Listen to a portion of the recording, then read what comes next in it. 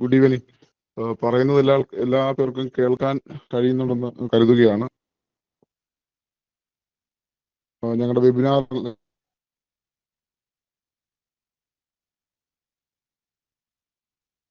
ഞങ്ങളുടെ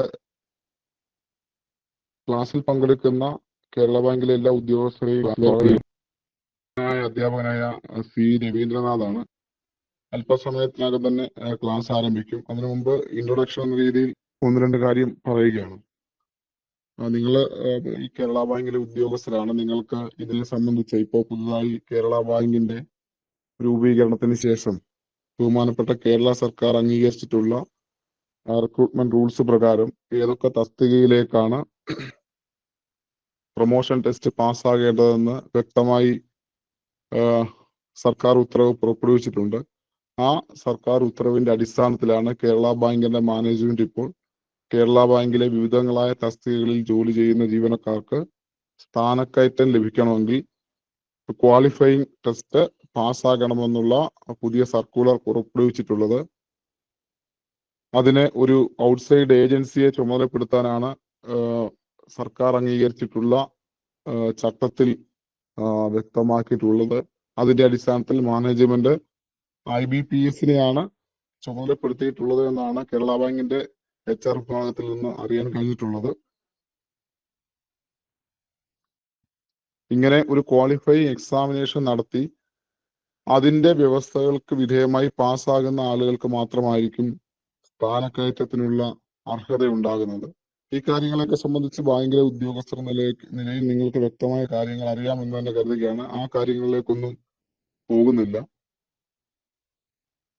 നിങ്ങൾ എല്ലാവരും ഈ പരീക്ഷയ്ക്ക് തയ്യാറെടുക്കുന്ന വിവിധ കാറ്റഗറികളിലെ ഉദ്യോഗസ്ഥർക്ക് അതിന്റെ സിലബസ് കേരള ബാങ്ക് ഇതിനകം തന്നെ ലഭ്യമാക്കിയിട്ടുണ്ട്.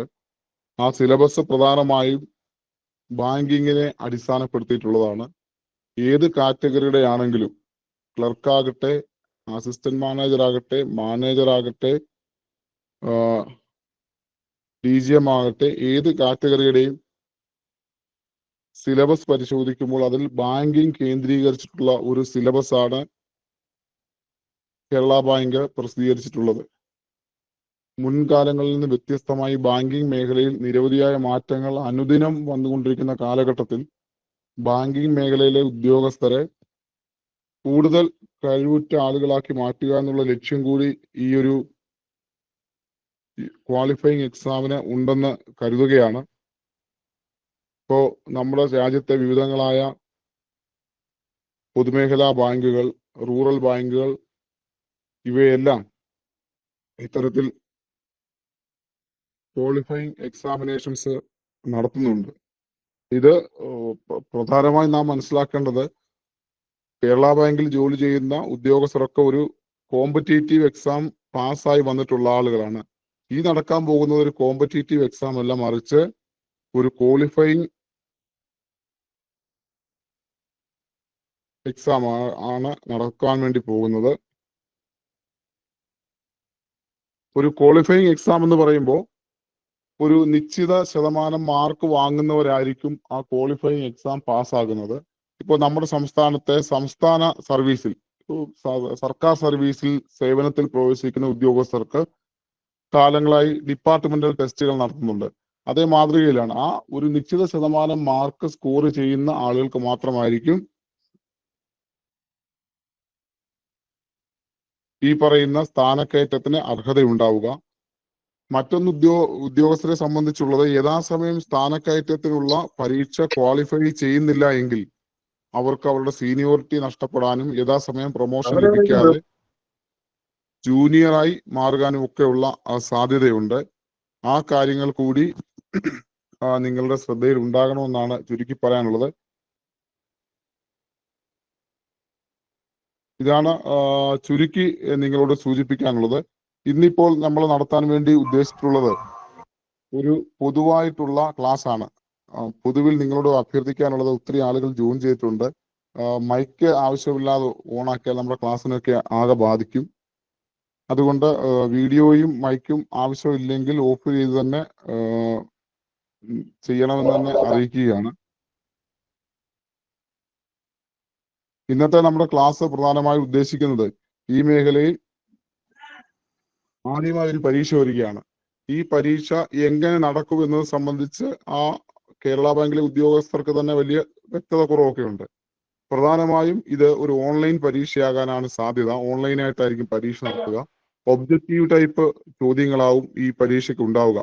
ഏത് കാറ്റഗറിക്കാണെങ്കിലും, ക്ലർക്ക് ആണെങ്കിലും, അക്കൗണ്ടന്റ് ആണെങ്കിലും, അസിസ്റ്റന്റ് മാനേജർ ആണെങ്കിലും, മാനേജർക്കാണെങ്കിലും, DGM ആണെങ്കിലും ഒക്കെ ഒബ്ജക്റ്റീവ് ടൈപ്പ് ക്വസ്റ്റ്യൻസ് ആവും ഉണ്ടാവുക. നമുക്ക് തന്നിട്ടുള്ള സിലബസ് കേന്ദ്രീകരിച്ചുകൊണ്ടുള്ള ഒരു ഒബ്ജക്റ്റീവ് ടൈപ്പ് പരീക്ഷയാകും ഉണ്ടാവുക. ആ പരീക്ഷയ്ക്ക് എത്തരത്തിലാണ് ചോദ്യങ്ങൾ വരുന്നത് എന്നുള്ള ഒരു മോഡലിന്റെ അടിസ്ഥാനത്തിലാണ് ഇന്നത്തെ ഡെമോ ക്ലാസ് നിങ്ങൾക്കായി ക്രമീകരിച്ചിട്ടുള്ളത്.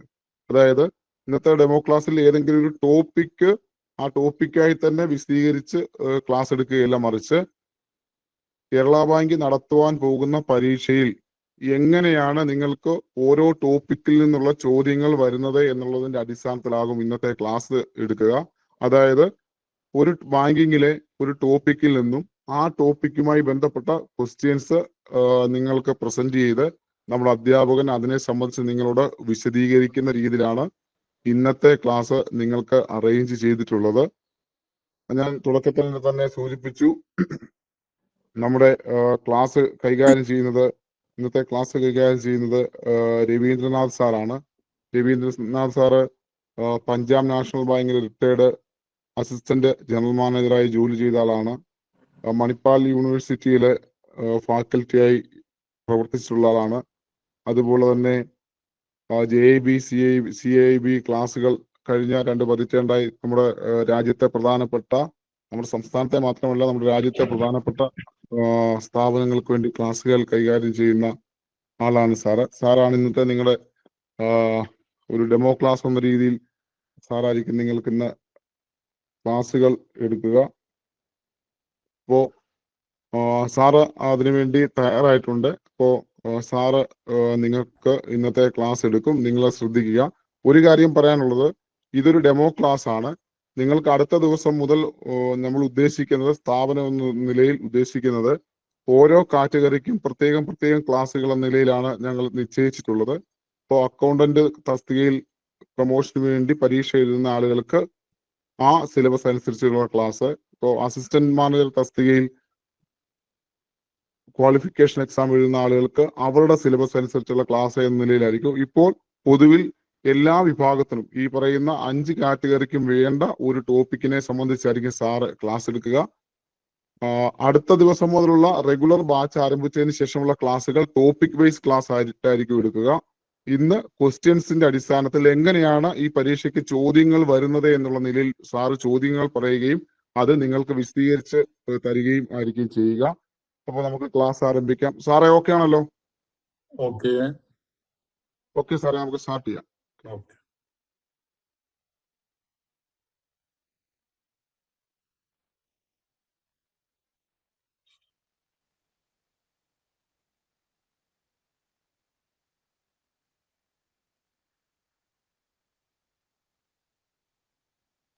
Good evening. Good evening, sir. Good evening, Good evening, sir. Good evening, sir. 460 ആൾക്കാർ ഇവിടെ ഉണ്ട്, ഈ ക്ലാസ്സിലുണ്ട്. അപ്പോൾ എല്ലാവരും ഒന്നിച്ച് നമ്മുടെ മൈക്ക് ഓൺ ആക്കുകയോ ചെയ്യുകയാണെങ്കിൽ എല്ലാവർക്കും അത് ഡിസ്റ്റർബൻസ് ആകും. ആർക്കെങ്കിലും ഡൗട്ട് ഉണ്ടെങ്കിൽ ഡെഫിനറ്റ്ലി ചോദിക്കാവുന്നതാണ്. എൻ്റെ പേര് രവീന്ദ്രനാഥൻ. ഞാൻ എൻ്റെ കരിയർ ഡിഫൻസിലാണ് തുടങ്ങിയത്. അതിനുശേഷം സെൻട്രൽ ഗവൺമെന്റിൽ വർക്ക് ചെയ്തിട്ടുണ്ടായിരുന്നു.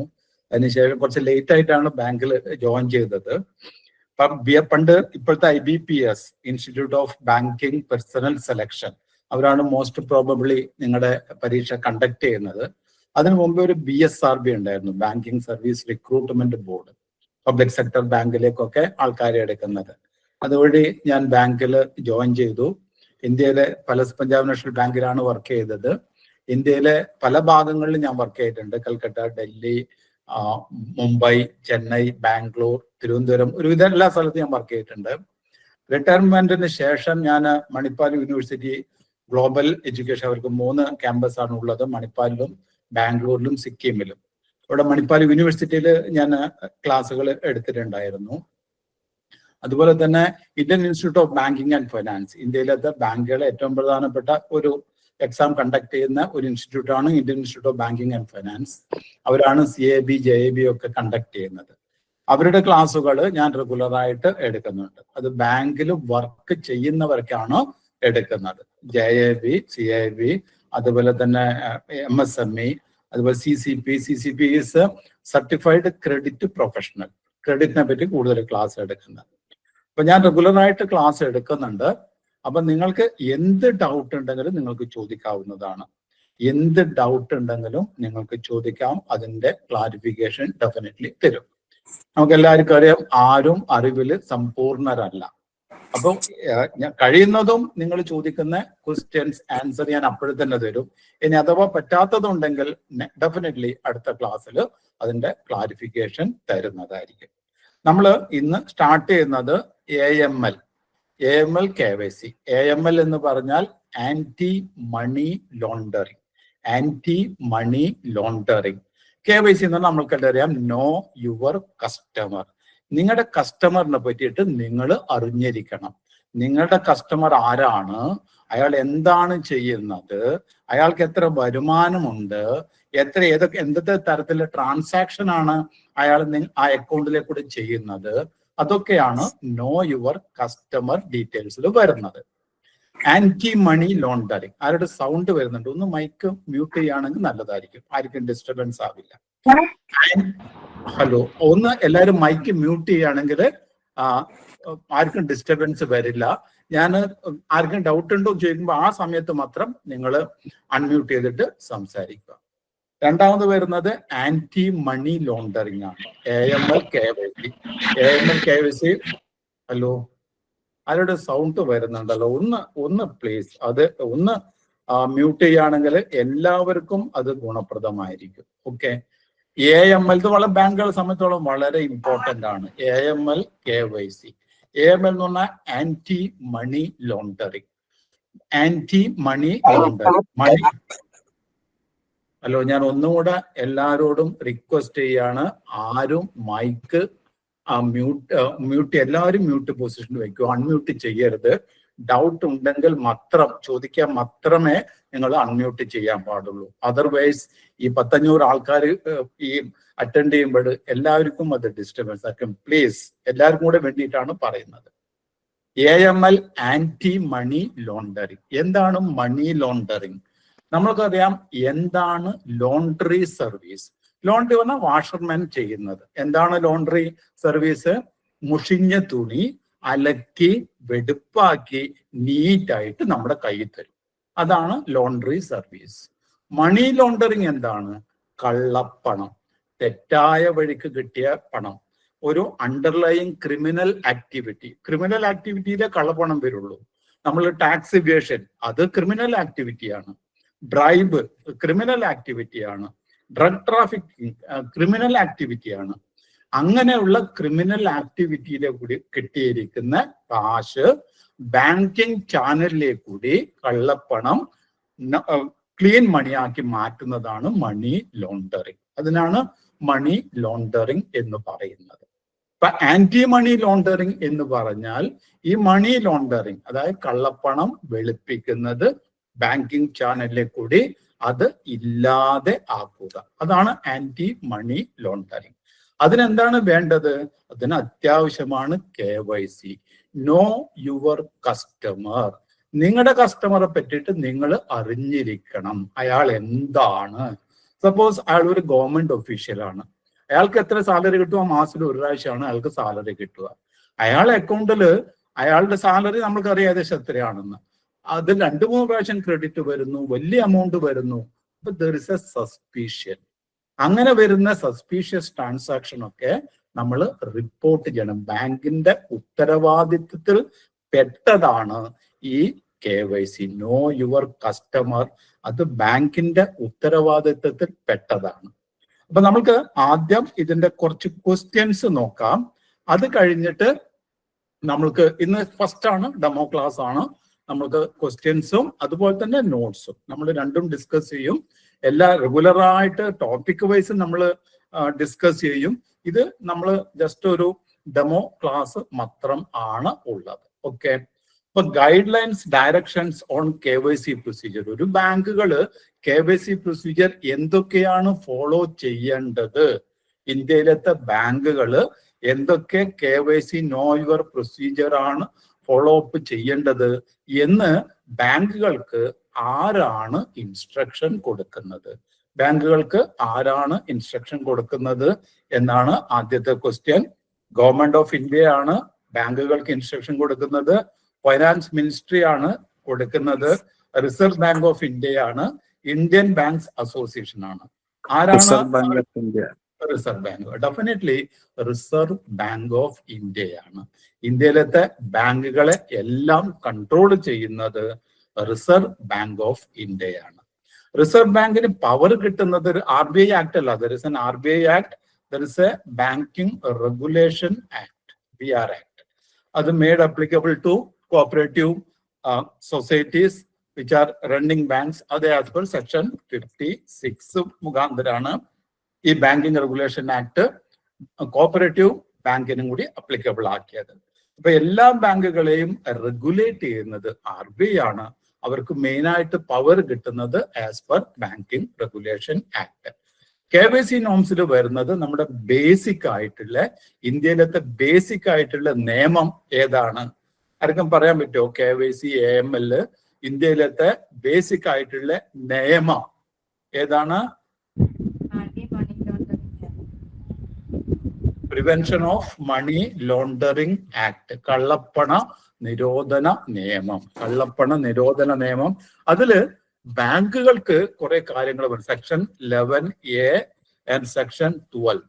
സെക്ഷൻ 11A ആൻഡ് സെക്ഷൻ 12 അതില് പ്രിവെൻഷൻ ഓഫ് മണി ലോണ്ടറിംഗ് ആക്ടില് ബാങ്കുകൾക്ക് കുറെ ഉത്തരവാദിത്തങ്ങൾ കൊടുത്തിട്ടുണ്ട്. Prevention of money laundering act. അതുപോലെ തന്നെ പ്രിവെൻഷൻ ഓഫ് മണി ലോണ്ടറിംഗ് റൂൾസും ഉണ്ട്, PMLA ആൻഡ് PMLR. അതില് ബാങ്കുകൾക്ക് കുറെ ഉത്തരവാദിത്തങ്ങൾ കൊടുത്തിട്ടുണ്ട്.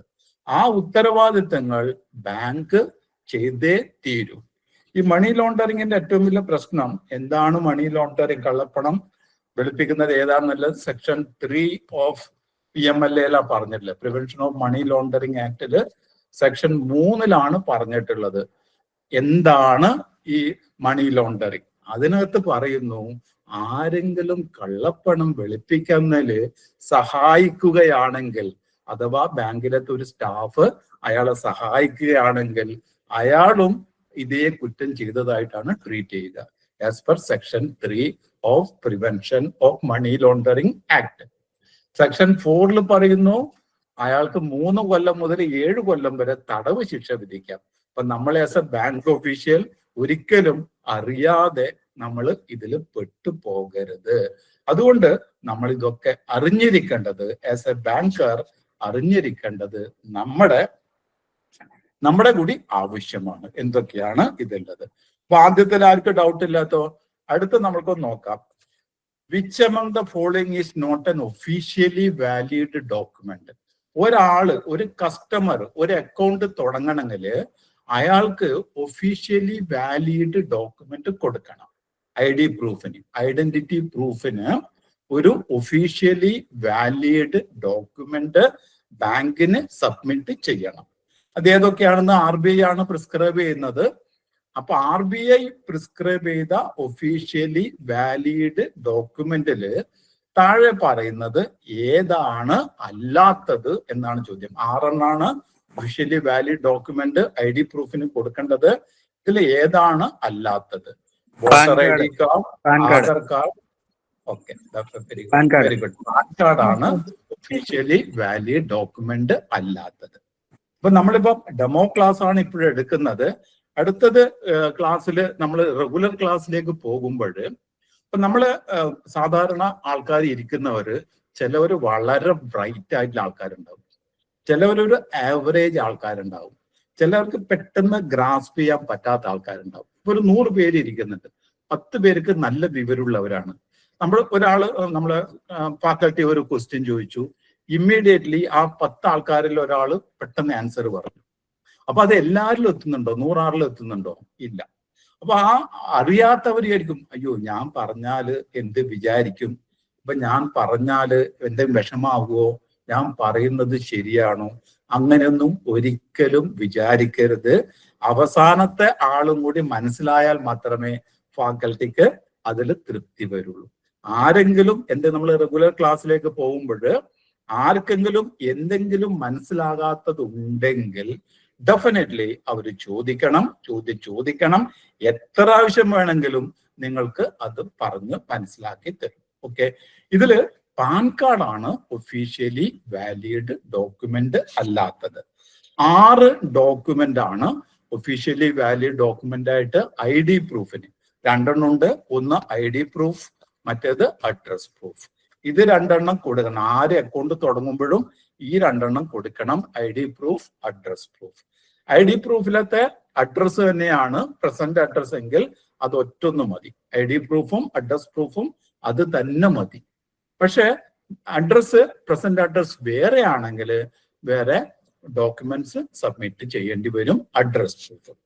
അപ്പൊ 6 നമ്മുടെ ഒഫീഷ്യലി വാലിഡ് ഡോക്യുമെന്റ്. ഇപ്പൊ voter ID officially valid document ആണ്. Aadhaar card officially valid document ആണ്. Driving licence officially valid document ആണ്. 4-മത്തത് പാസ്പോർട്ട് ഒഫീഷ്യലി വാലിഡ് ഡോക്യുമെന്റ് ആണ്. 5-മത് NREGA job card, national rural employment guarantee act, ഗ്യാരണ്ടിയാണ് കൊടുക്കുന്നത്. ഇത്ര ദിവസത്തെ തൊഴിൽ നിങ്ങൾക്ക് നൽകിയിരിക്കും എന്ന ഗ്യാരണ്ടി. നരേഗ ജോബ് കാർഡ്, ആരാണോ ജോലി ചെയ്യുന്നത് അവരുടെ ജോബ് കാർഡ് ഒരു സ്റ്റേറ്റ് ഗവൺമെന്റ് ഒഫീഷ്യല് അറ്റസ്റ്റ് ചെയ്തത്, അത് ഒഫീഷ്യലി വാലിഡ് ഡോക്യുമെന്റ് ആണ്. അവസാനത്തത് നാഷണൽ പോപ്പുലേഷൻ രജിസ്ട്രി, അവര് കൊടുത്തിരിക്കുന്ന ലെറ്റർ, അവരുടെ പേരും ഇതൊക്കെയുള്ള ലെറ്റർ. ഈ 6 ഒഫീഷ്യലി വാലിഡ് ഡോക്യുമെന്റ് ആയിട്ട് RBI പറഞ്ഞിട്ടുള്ളത്. Pan card officially valid document അല്ല. ഈ 6 ഏതെങ്കിലും ഒന്ന് കൊടുത്താൽ മതി. പക്ഷെ പാൻ കാർഡ് ഉണ്ടെങ്കിൽ that is compulsory. Pan card ഇല്ലെങ്കിൽ ഏത് ഫോമാ കൊടുക്കുക? ഫോം 60. ഫോം 60 എന്താണ് പറയുന്നത്? ഫോം 60 പറയുന്നു, എനിക്ക് അത്രയും വരുമാനം ഇല്ല, ഇതിന്റെ മിനിമം ഇതിൽ വരുന്ന വരുമാനം എനിക്ക് ഇല്ല, എനിക്ക് പാൻ കാർഡ് ഇഷ്യൂ ചെയ്തിട്ടില്ല. ഇനി അഥവാ എന്റെ വരുമാനം കൂടുകയാണെങ്കിൽ, എനിക്ക് എപ്പോഴെങ്കിലും പാൻ കാർഡ് ഇഷ്യൂ ചെയ്തിട്ടുണ്ടെങ്കിൽ ഞാൻ അത് നൽകുന്നതായിരിക്കും എന്ന് പറയുന്ന ഒരു സർട്ടിഫിക്കറ്റ് ആണ് ഫോം നമ്പർ 60. ഇപ്പൊ നമ്മൾ റെഗുലർ ക്ലാസ്സിൽ എത്ര പ്രാവശ്യം നിങ്ങൾക്ക് ഡൗട്ട് ഉണ്ടെങ്കിലും ചോദിക്കാം കേട്ടോ. അപ്പൊ അടുത്തത് നമ്മൾക്ക് ഒരു ക്വസ്റ്റ്യൻ കൂടി. 4 ഇൻഡിവിജ്വൽസ് ABCD, 4 ഇൻഡിവിജ്വൽസ് അവർ ചേർന്ന് ഒരു ജോയിന്റ് അക്കൗണ്ട് തുടങ്ങിയാണ്. ജോയിന്റ് അക്കൗണ്ട് 4 പേര്, ABCD 4 പേരാണ് ജോയിൻ ചെയ്തിരിക്കുന്നത്. അപ്പൊ അങ്ങനെയാണെങ്കിൽ നമ്മൾ ഈ CDD കസ്റ്റമർ ഡ്യൂ ഡിലിജൻസ്, അതാണ് നമ്മൾ ചെയ്യേണ്ടത്. കസ്റ്റമർ ഐഡന്റിഫിക്കേഷൻ, ബെനിഫിഷ്യൽ ഓണർ ഉണ്ടെങ്കിൽ അത്, ആ കാര്യങ്ങളൊക്കെ നോക്കുന്നത് CDD എന്നാണ് പറയുക, കസ്റ്റമർ ഡ്യൂ ഡിലിജൻസ്. ആരുടെ CDD ആണ് എടുക്കേണ്ടത് എന്നാണ് ചോദ്യം. 4 പേരുണ്ട്. 4 പേരിൽ ആരതാണ് നമ്മൾ customer due diligence, proper ID proof, address proof ഇതൊക്കെ എടുക്കേണ്ടത്? ആദ്യത്തെ option, CDD of the primary account holder only needs to be taken. ABCD 4 ആൾക്കാരാണ്, Aയുടെ മാത്രം എടുത്താൽ മതി എന്നാണ് ആദ്യത്തെ ഓപ്ഷൻ. രണ്ടാമത്തത്, ഓൾ ദ ഇൻഡിവിജ്വൽസ് ABCD എല്ലാവരും പ്രൈമറി അക്കൗണ്ട് ഹോൾഡർ ആയിട്ട് ട്രീറ്റ് ചെയ്യും. 4 ആൾക്കാരെ ഓരോരാളും പ്രൈമറി അക്കൗണ്ട് ഹോൾഡർ ആയിട്ട് ട്രീറ്റ് ചെയ്യും എന്നാണ് രണ്ടാമത്തെ ഓപ്ഷൻ. മൂന്നാമത്തെ ഓപ്ഷൻ, CDD 4 ആൾക്കാരുടെ CDDയും നമ്മൾ സെപ്പറേറ്റ് ആയിട്ട് എടുക്കണം. ഈ 4 പേരും സെപ്പറേറ്റ് കസ്റ്റമർ ആയിട്ടാണ് ബാങ്ക് ട്രീറ്റ് ചെയ്യുക. സെപ്പറേറ്റ് ആയിട്ട് ഓരോരാളുടെയും KYC ഡോക്യുമെന്റ് എടുക്കണം. അവരെ UCIC unique customer identification code 4 പേർക്കും സെപ്പറേറ്റ് ആയിട്ട് ഉണ്ടാകും എന്ന് മൂന്നാമത്തെ ഓപ്ഷൻ. നാലാമത്തെ option, bank cannot open joint accounts of 4 individuals. 4 ആളുടെ ജോയിന്റ് അക്കൗണ്ട് തുടങ്ങാൻ പറ്റില്ല. ഇതിലേതായിരിക്കും കറക്റ്റ് ഓപ്ഷൻ? സി അല്ലേ സാർ? സി ആണ് റൈറ്റ് ഓപ്ഷൻ. എത്ര ആൾക്കാരുണ്ടെങ്കിലും ഓരോരാൾക്കും സെപ്പറേറ്റ് കസ്റ്റമർ ID ഒരു ബാങ്കിൽ കൊടുക്കും. കസ്റ്റമർ ഐ ഡി സെപ്പറേറ്റ് ആയിട്ട് കൊടുക്കും. എത്ര പേരുടെ ജോയിന്റ് അക്കൗണ്ട് തുടങ്ങാം സാധാരണ ബാങ്കിൽ? എത്ര പേരുടെ, അത് ചിലപ്പോൾ പരീക്ഷയ്ക്ക് വരാവുന്ന ഒരു ക്വസ്റ്റ്യൻ ആണ്. എത്ര പേരുടെ ജോയിന്റ് അക്കൗണ്ട് തുടങ്ങാം ബാങ്കിൽ? എത്ര പേരുടെ? നമ്മളെല്ലാം ബാങ്കിൽ വർക്ക് ചെയ്യുന്നവരാണ്. അപ്പോൾ നമ്മുടെ ബാങ്കിൽ ഒരു സപ്പോസ് ഒരു എന്താ പറയുന്നത്, ഒരാള് കുറെ പേര് പ്രോപ്പർട്ടി വിൽക്കാനുണ്ട്, ഒരു കുടുംബ സ്വത്താണ്, കുറെ പേരുണ്ട്, ഒരു 100 ആൾക്കാരുണ്ട്. അവര് 100 ആൾക്കാർ ഒന്നിച്ചിട്ടാണ് പ്രോപ്പർട്ടി, അത് കുറച്ചേ ഉള്ളൂ, അത് വിൽക്കണം. അപ്പൊ അതിന്റെ സെയിൽ പ്രൈസ് ഒറ്റയ്ക്ക് ഏതാ കൊടുക്കും. അപ്പൊ 100 പേര് ബാങ്കിൽ വന്നിട്ട് പറഞ്ഞു ഞങ്ങളുടെ ജോയിന്റ് അക്കൗണ്ട് തുടങ്ങണം. ബാങ്ക് അനുവദിക്കുമോ? 20 അല്ലേ? 2 to 20 ആണോ? 20 ആയിരിക്കും. ഇതിനൊരു റൂൾ ഉണ്ട്. അത് ഈ 20 എന്ന് പറയുന്നത് മുമ്പത്തെ കമ്പനീസ് ആക്ട്. ഇപ്പോഴത്തെ കമ്പനീസ് ആക്ട് 2013 കമ്പനീസ് ആക്ട് 2013 ആണ് ഇപ്പോഴത്തത്. അതിനു മുമ്പേ കമ്പനീസ് ആക്ട് 1956 ആയിരുന്നു. ഇപ്പൊ 1956 കമ്പനീസ് ആക്ട് പ്രകാരം ബാങ്കിങ് സ്ഥാപനം തുടങ്ങാനുള്ളത് മാക്സിമം അസോസിയേഷൻ 10ഉം അതർ ദാൻ ബാങ്ക് 20 ആയിരുന്നു. അതുകൊണ്ട് മുമ്പേ 20 ആയിരുന്നു. ഈ 2013 വരുന്നതിന് മുമ്പേ 20 ആയിരുന്നു മാക്സിമം. അതുകൊണ്ടാണ് നമ്മുടെ സെൽഫ് ഹെൽപ്പ് ഗ്രൂപ്പിലൊക്കെ മാക്സിമം 20 ആയിട്ട് നിഷ്കർഷിക്കാൻ കാരണം ഈ നിയമമാണ്. 1956 കമ്പനീസ് ആക്ട് പ്രകാരം അസോസിയേഷൻ അൺരജിസ്റ്റേർഡ് ഇല്ലെങ്കിൽ ROCന്റെ അടുത്ത് രജിസ്റ്റർ ചെയ്യണം. രജിസ്ട്രാർ ഓഫ് കമ്പനീസിൽ രജിസ്റ്റർ ചെയ്യണം. മുമ്പേ 20 ആയിരുന്നു. പക്ഷെ 2013 പ്രകാരം ഇനീഷ്യലി അത് 100 പേരായിരുന്നു ഉണ്ടായിരുന്നത്. ഇനീഷ്യലി 2013 പ്രകാരം. പക്ഷെ 2014 സെൻട്രൽ ഗവൺമെന്റ് അവരുടെ അധികാരം ഉപയോഗിച്ചിട്ട് ഈ 100 കുറച്ചിട്ട് 50 ആക്കി. മാക്സിമം 50 പേർക്ക് പറ്റുള്ളൂ, മാക്സിമം 50 പേർക്ക്. പക്ഷെ ബാങ്കുകൾ 50 പേരുടെ അക്കൗണ്ട് ഒന്നും തുടങ്ങില്ല, അത് ഭയങ്കര പാടാണ്. സാധാരണ ബാങ്ക് എത്ര പേരാ തുടങ്ങുക? 1+3. നോർമൽ കോഴ്സിൽ 1+3 ആണ് ബാങ്ക് ജോയിന്റ് അക്കൗണ്ട് തുടങ്ങുക. നമ്മൾ ആരുടെ നോക്കാം? SBIയുടേത് വേണമെങ്കിൽ എത്ര പേരുടെ അവിടെ അവരുടെ സൈറ്റിൽ പോയാൽ കാണാം. അവര് നോർമലി 1+3. പക്ഷെ മാക്സിമം നമുക്ക് 50 പേരെ പോകാം. നോർമലി അത്രയും ബാങ്കുകൾക്ക് പറ്റില്ല. അത്രയും ആണ് പേജസ് ആഫ്റ്റർ പേജസ് അക്കൗണ്ട് ഓപ്പണിംഗിൽ ചെയ്യേണ്ടി വരും. നോർമലി 1+3 ആണ് ഒരു പ്രൈമറി അക്കൗണ്ട് ഹോൾഡർ, പിന്നെ 3 പേര്. അതാണ് ജോയിന്റ് അക്കൗണ്ട് തുടങ്ങുന്നത്. അടുത്തത്, banks in India shall have to preserve the records for a minimum period of dash as per the provisions of the prevention of money laundering act rules. Prevention of money laundering ആക്ടിൽ പറയുന്നു ബാങ്കുകള് അവരുടെ എല്ലാ റെക്കോർഡ്സും minimum ഇത്ര കാലത്തേക്ക് വെക്കണം എന്ന് പറയുന്നത്. മിനിമം ഇത്ര കാലത്തേക്കെങ്കിലും വെക്കണം എന്ന് prevention of money laundering act റൂൾസിലും പറയുന്നു. എത്ര കൊല്ലാണ്? 10 കൊല്ലം, 5 കൊല്ലം, 8 കൊല്ലം, 3 കൊല്ലം. എത്ര കൊല്ലാണ്?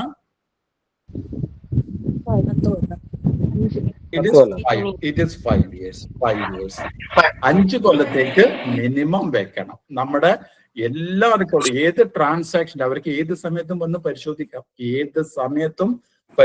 നമ്മൾക്കറിയാം ED എല്ലാവരും നമ്മുടെ കേരളത്തിലെ പൊതുവെ ആൾക്കാർക്കെല്ലാം പേടിയുള്ള ഒരു സ്ഥാപനമാണ് എൻഫോഴ്സ്മെന്റ് ഡയറക്ടറേറ്റ് ഓഫ് എൻഫോഴ്സ്മെന്റ്. ഈ ED ആദ്യം എസ്റ്റാബ്ലിഷ് ചെയ്തത് as per FERA, foreign exchange regulation act. 1947 ആദ്യം വന്നത്. പിന്നെ 1973 പുതിയ ഫെറ വന്നു. പിന്നെ അത് മാറിയിട്ട് ഫെമ വന്നു. ഫോറിൻ എക്സ്ചേഞ്ച് മാനേജ്മെന്റ് ആക്ട് ആണ് 1919. ഇപ്പൊ ഇതാണ് ഉള്ളത്, FEMA, foreign exchange management act. EDക്ക് പവർ കിട്ടുന്നത് ഇന്ത്യയിലെ 2 നിയമങ്ങൾ കൂടിയാണ്. ഫെറയായിരുന്നു മുമ്പേ, ഇപ്പൊ ഫെമ, പിന്നെ അത് prevention of money laundering act. EDക്ക് പവർ കിട്ടുന്ന ഈ 2 നിയമത്തിൽ കൂടിയാണ് PMLA ആൻഡ് ഫെമ. ഇവർക്ക് EDക്ക് മറ്റുള്ളവരുടെ പോലെയല്ല. നമുക്ക് നോർമലി ഒരു FIR ഒക്കെ ലോഡ് ചെയ്താല് പോലീസ് തെളിയിക്കണം നമ്മൾ ആ കുറ്റം ചെയ്തു എന്ന് തെളിയിക്കണം. പോലീസാണ് തെളിയിക്കേണ്ടത്, നമ്മളല്ല. പോലീസാണ് തെളിയിക്കേണ്ടത് നമ്മൾ കുറ്റം ചെയ്തു എന്ന് തെളിയിക്കണം. പക്ഷെ EDന്റെ കേസിൽ അതല്ല. ECIR ആണ് അവർ കൊടുക്കുന്നത്. അതിനകത്ത് ഒരാളെ പേര് ചാർജ് ഷീറ്റ് ചെയ്താൽ അയാള് തെളിയിക്കണം അയാള് കുറ്റം ചെയ്തില്ല എന്ന്. അത് കുറ്റം ചെയ്തില്ല എന്ന് തെളിയിക്കുന്നത് വരെ അയാൾ കുറ്റവാളിയായിട്ടാണ് ട്രീറ്റ് ചെയ്യുക. സാധാരണ FIR-ലല്ല. FIR ലോഡ് ചെയ്താല് അയാള് കുറ്റം തെളിയിക്കുന്നവരെ അയാൾ കുറ്റക്കാരനല്ല. ഇവിടെ നേരെ തിരിച്ചിട്ടാ, അയാളാണ് തെളിയിക്കേണ്ടത് ഞാൻ കുറ്റം ചെയ്തിട്ടില്ല. അത്ര വരെ അവര് കുറ്റക്കാരനായിട്ടാണ് ട്രീറ്റ് ചെയ്യുന്നത്. അപ്പൊ ഇവർക്ക് പവറെല്ലാം കിട്ടുന്നത് ഈ പ്രിവെൻഷൻ ഓഫ് മണി ലോണ്ടറിങ് ആക്ടിലാണ്. അപ്പൊ നമ്മൾ എല്ലാ റെക്കോർഡ്സും മിനിമം 5 കൊല്ലത്തേക്ക് നമ്മൾ സൂക്ഷിച്ച് വെക്കണം. മിനിമം 5 years എല്ലാ ബാങ്കുകളും സൂക്ഷിച്ച് വെക്കണം. അത് എല്ലാ ഡീറ്റെയിൽസും അത് റീകൺസ്ട്രക്ട് ചെയ്യാൻ ഉതകുന്ന തരത്തിലുള്ള എല്ലാ റെക്കോർഡ്സും നമ്മളത് മെയിൻറ്റെയിൻ ചെയ്ത് വെക്കണം.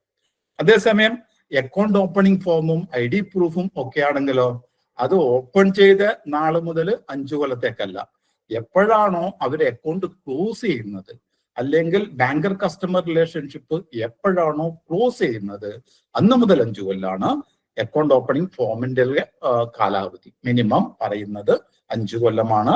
പക്ഷെ അവിടെ പറയുന്നത് ഓപ്പൺ ചെയ്ത ഡേറ്റ് അല്ല, ക്ലോസ് ചെയ്ത ഡേറ്റ് മുതലാണ്.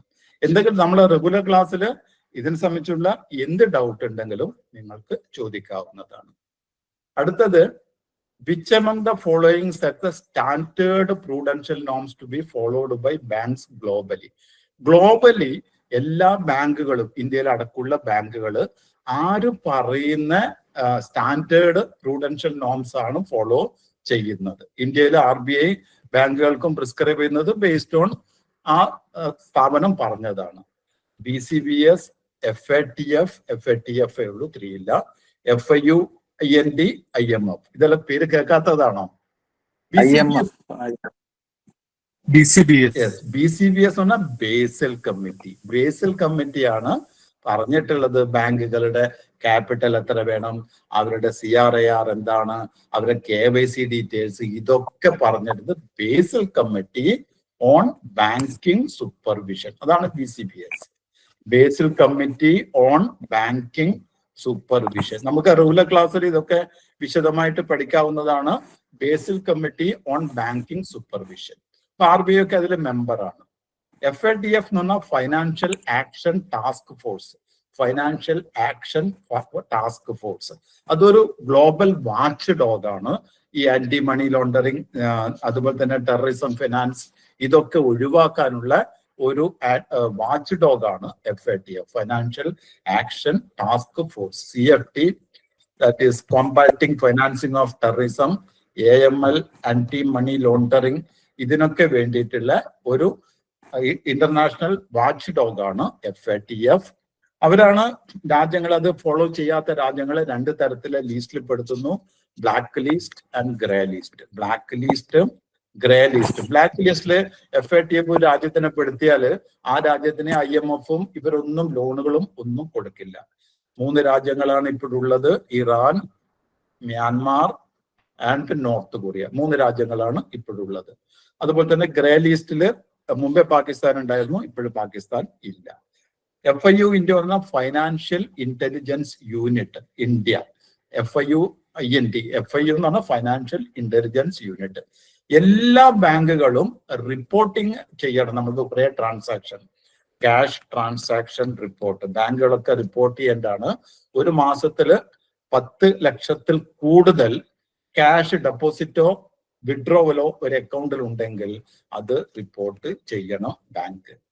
അതുപോലെ കൗണ്ടർഫീറ്റ് കറൻസി റിപ്പോർട്ട്, കള്ളനോട്ടുകൾ ഒന്നുപോലും പിടിക്കപ്പെട്ടാൽ നമ്മൾ അത് ഇമ്മീഡിയറ്റ്ലി ഇവർക്ക് മാസത്തിലും മന്ത്ലി റിപ്പോർട്ടാണ് അത് കൊടുക്കണം. അതുപോലെ തന്നെ നോൺ പ്രോഫിറ്റ് ഓർഗനൈസേഷൻ NGOs, അവരുടെ അക്കൗണ്ടിൽ 10 ലക്ഷത്തിൽ കൂടുതൽ ക്രെഡിറ്റ് ചെയ്യുകയാണെങ്കിൽ അത് റിപ്പോർട്ട് ചെയ്യണം. അതുപോലെ തന്നെ ക്രോസ് ബോർഡർ വയർ ട്രാൻസ്ഫർ, അവിടെ 5 ലക്ഷത്തിൽ മേലെയാണ് റിപ്പോർട്ട് ചെയ്യേണ്ടത്. പിന്നെ മെയിൻ ആയിട്ട് വരുന്ന സസ്പീഷ്യസ് ട്രാൻസാക്ഷൻ റിപ്പോർട്ട്. നമ്മുടെ ബാങ്കിൽ ഏത് ട്രാൻസാക്ഷനും സസ്പീഷ്യസ് ആണ് എന്ന് ബാങ്കിന് തോന്നുകയാണെങ്കിൽ അതുമെല്ലാം റിപ്പോർട്ട് ചെയ്യേണ്ടത് FIU ഇന്ത്യക്കാണ് റിപ്പോർട്ട് ചെയ്യേണ്ടത്. അത് ഫൈനാൻസ് മിനിസ്ട്രിയുടെ ഡയറക്റ്റ് അണ്ടറിൽ ഉള്ളതാണ്. ഇവിടെ RBI ഉണ്ട്, SEBI ഉണ്ട്, IRDA ഉണ്ട്, അതുപോലെ തന്നെ ED ഉണ്ട്, then NIA, ഇവരൊക്കെ ഇതിലത്തെ ആൾക്കാരാണ് ഫൈനാൻഷ്യൽ ഇന്റലിജൻസ് യൂണിറ്റിലെ. IMF എന്ന് പറഞ്ഞാൽ ഇന്റർനാഷണൽ മോണിറ്ററി ഫണ്ടാണ്, രാജ്യങ്ങൾക്ക് ലോൺ കൊടുക്കുന്നതാണ് IMF. BCBS ആണ് answer, Basil committee on banking supervision. അടുത്തത് FIR should be lodged with the police in case the number of counterfeit notes in a single remedy. RBIയുടെ instruction ആണ്. ഇത് അങ്ങനെ അല്ല എന്ന് തെളിയുകയാണെങ്കിൽ നമ്മുടെ ബാങ്കും കുറ്റം ചെയ്തതായിട്ടാണ് നമ്മൾ കരുതേണ്ടത്. ഓർക്കുക, കള്ളനോട്ട് വന്നാല് നമ്മൾ സാധാരണ ബാങ്കിൽ ഏറ്റവും എളുപ്പത്തിൽ എന്താ ചെയ്യുക? ഒന്നുകിൽ അത് കീറിക്കളിയും അല്ലെങ്കിൽ കത്തിച്ച് കളയും. അങ്ങനെ അല്ല ചെയ്യേണ്ടത്. RBIയുടെ വളരെ ക്ലിയർ ആയിട്ടുള്ള ഇൻസ്ട്രക്ഷൻ ഉണ്ട്, അത് നമ്മൾ ഫോളോ ചെയ്യണം. റെഗുലർ ക്ലാസ്സിൽ ഞാൻ അതിനെ പറ്റിയിട്ട് വളരെ വിശദമായിട്ട് പറയുന്നതാണ്. ഇവിടെ നമ്മൾക്ക് ഒരു റെമിറ്റൻസിൽ, ഒറ്റ റെമിറ്റൻസിൽ കള്ളനോട്ട് വരികയാണെങ്കിൽ 4ൽ കൂടുതൽ, മോർ ദാൻ ഫോർ ഒറ്റ റെമിറ്റൻസിൽ മോർ ദാൻ 4 വരികയാണെങ്കിൽ നമ്മൾ FIR ലോഡ്ജ് ചെയ്യണം. പോലീസ് സ്റ്റേഷനിൽ FIR കൂടി നമ്മൾ രജിസ്റ്റർ ചെയ്യണം. 1 5 എത്ര കള്ളനോട്ടുണ്ട് നമ്മൾ റിപ്പോർട്ട് ചെയ്യണം, മന്ത്ലി റിപ്പോർട്ട് ചെയ്യണം FIU ഇന്ത്യക്ക്. അതിന്റെ കൂടെ 4ൽ കൂടുതലാണെങ്കിൽ FIR ലോഡ്ജ് ചെയ്യണം. ഞാൻ PNBയുടെ ബാംഗ്ലൂർ KG റോഡില് ബ്രാഞ്ച് ഹെഡായിട്ട് വർക്ക് ചെയ്തിട്ടുണ്ടായിരുന്നു. ആ സമയത്ത്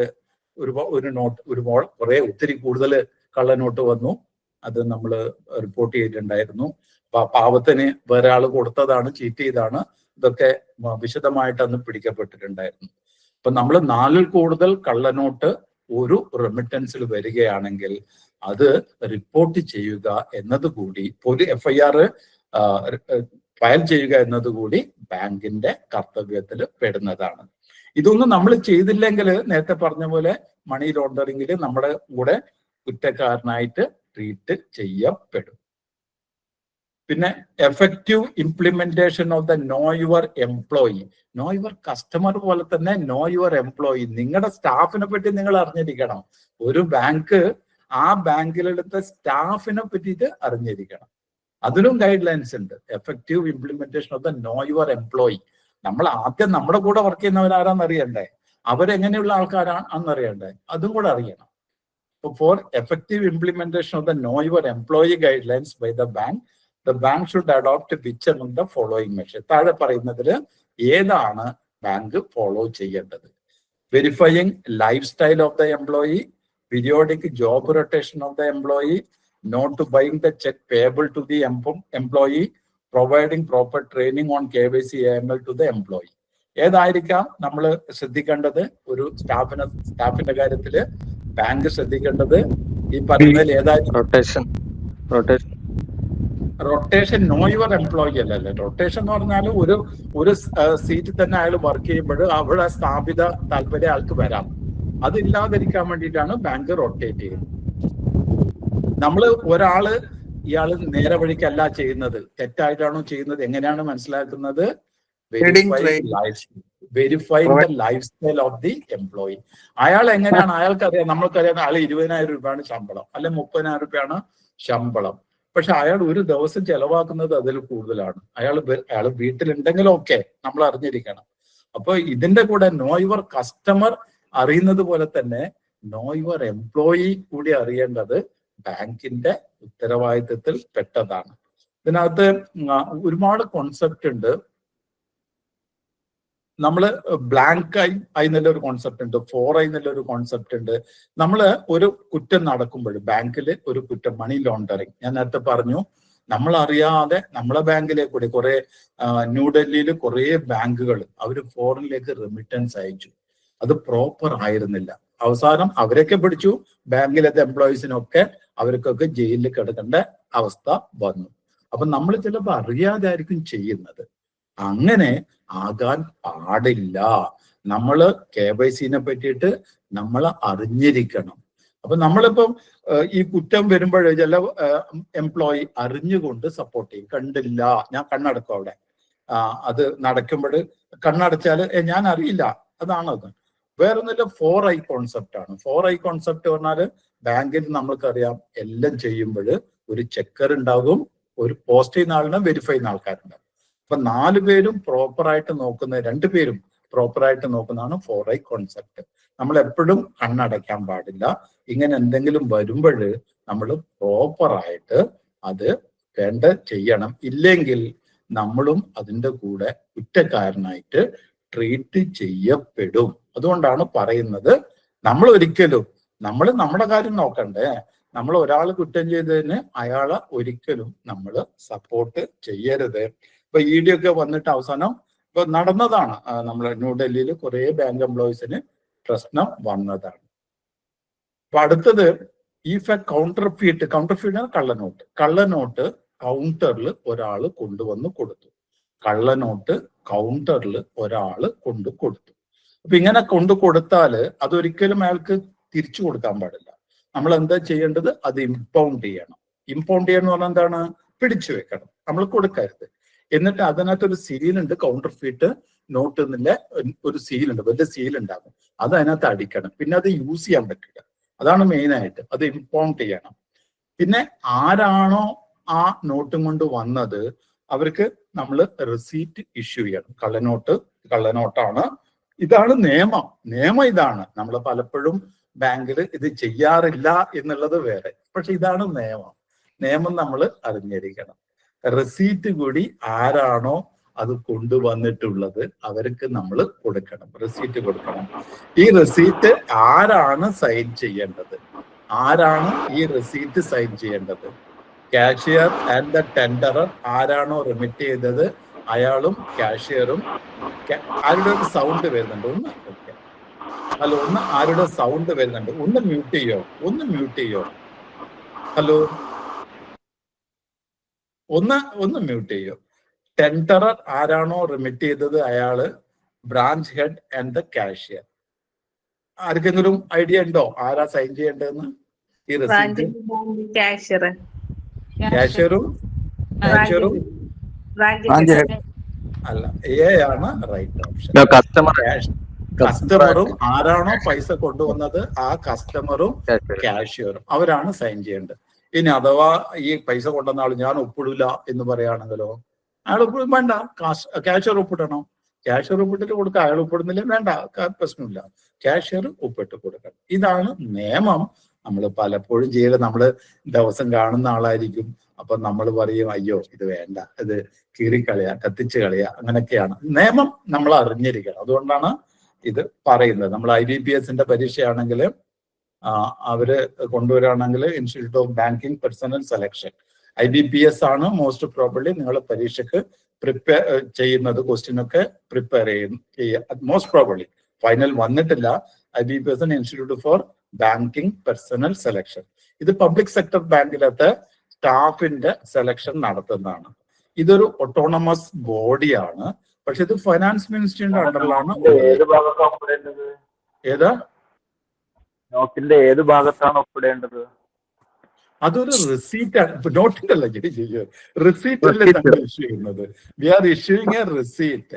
അതൊരു പെർഫറേറ്റഡ് ഷീറ്റ് ആണ്. ബാങ്കില് ആ ഷീറ്റ് ഉണ്ടാവണം, പെർഫറേറ്റഡ് ഷീറ്റ്. അത് പെർഫറേറ്റ് ഇങ്ങനെ കുത്തി വരുന്നതല്ലേ.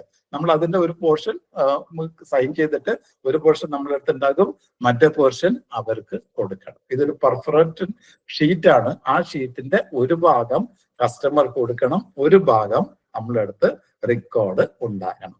അതാണ് നിയമം. ഓക്കെ. ഇപ്പൊ നമ്മള് ബാങ്കിൽ പൊതുവെ നമ്മൾ വിചാരിക്കും ദിവസം കാണുന്ന ആളല്ലേ, നമ്മൾ കണ്ണടച്ച് ഇതാകും. പക്ഷെ കഷ്ടകാലത്തിന് എപ്പോഴെങ്കിലും ഇഷ്യൂ വരികയാണെങ്കിൽ അപ്പോൾ നമ്മൾ പെട്ടു പോകരുത്. അടുത്തത്, which among the following statements are true with the respect of RBI guidelines related to detection of counterfeit notes? കള്ളനോട്ടുകളിൽ നമ്മള് എന്തൊക്കെയാണ് RBIയുടെ ഡയറക്ഷൻ, ഏതൊക്കെയാണ് കറക്റ്റ്?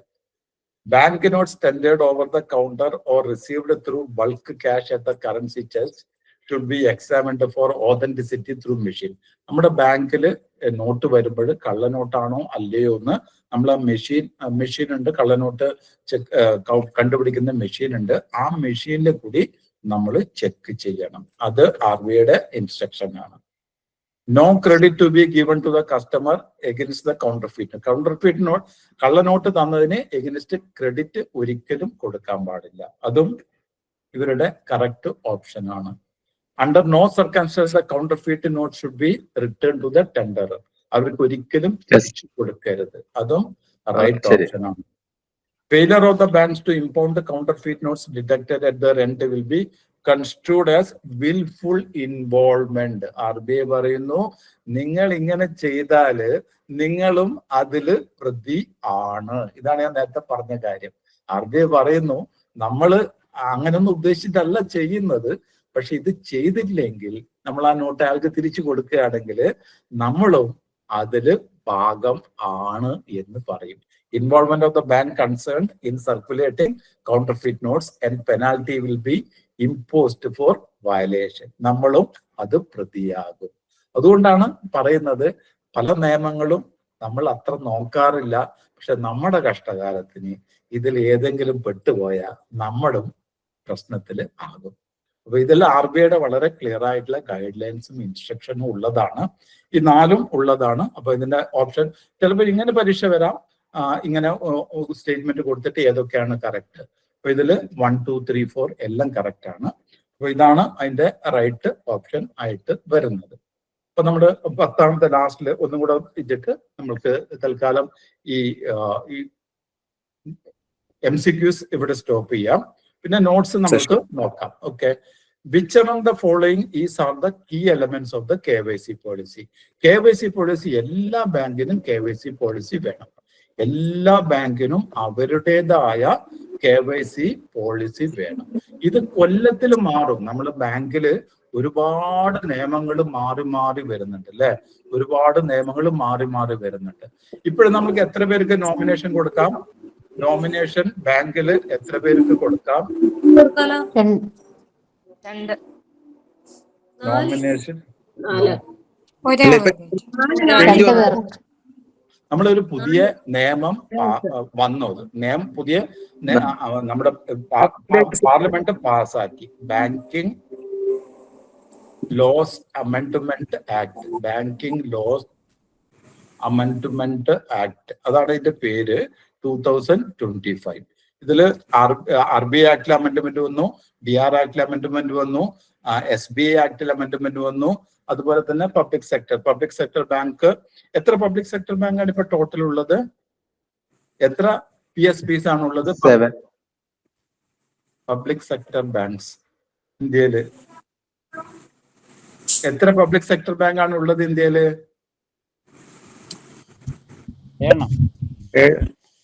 12 ഉണ്ട്. സ്റ്റേറ്റ് ബാങ്ക് അടക്കം 12 ഉണ്ട്. പബ്ലിക് സെക്ടർ ബാങ്ക് എന്ന് പറയണമെങ്കിൽ സെൻട്രൽ ഗവൺമെന്റിന്റെ മിനിമം 51% എങ്കിലും അതിനകത്ത് ക്യാപിറ്റൽ ഉണ്ടാകണം. അങ്ങനെയുള്ള ബാങ്കുകളെയാണ് നമ്മൾ പബ്ലിക് സെക്ടർ ബാങ്ക് എന്ന് പറയുന്നത്.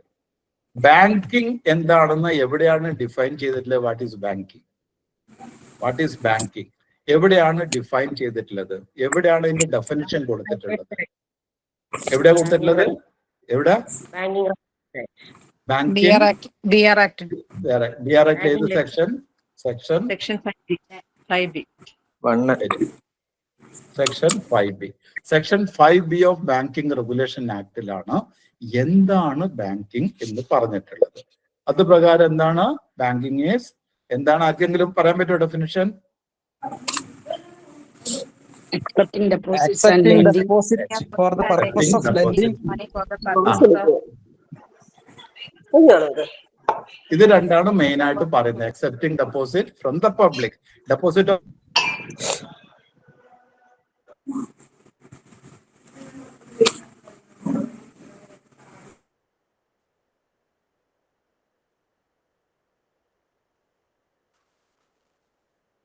കേക്കത്തില്ലല്ലോ. വീഡിയോ കട്ടായി പോകുന്നു.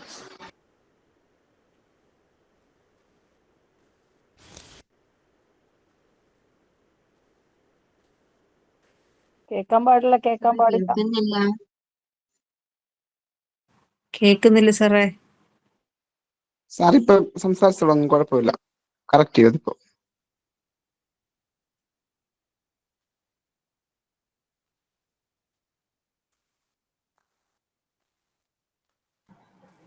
ഇപ്പൊ കേൾക്കാലോ അല്ലെ? ഇപ്പൊ കേൾക്കാലോ അല്ലേ? ആരും എന്നെ പിടിച്ച് മ്യൂട്ട് ചെയ്തു. ആരും എന്നെ പിടിച്ച് മ്യൂട്ട് ചെയ്തു. ഓക്കെ. അപ്പൊ ഹലോ, അല്ലേ ഇപ്പൊ കേൾക്കുന്നുണ്ടല്ലോ? ഇപ്പൊ കേൾക്കാലോ, എല്ലാവർക്കും കേൾക്കാലോ അല്ലേ? Okay okay. നമ്മള്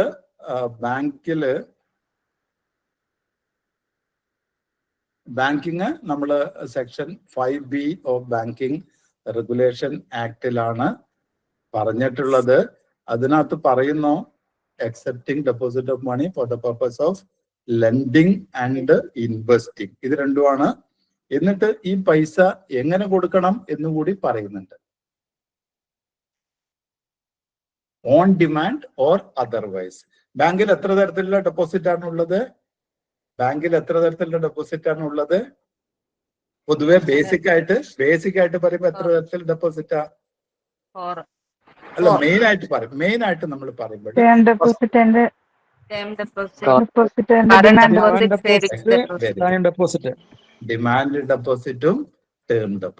demand deposit which is payable on demand. Term deposit പറഞ്ഞാൽ after a particular term or period. ഇപ്പൊ ബേസിക് ആയിട്ട് പറയുമ്പോൾ നമ്മൾക്ക് 2 ടൈപ്പ് ഡെപ്പോസിറ്റേ ബാങ്കിലുള്ളൂ.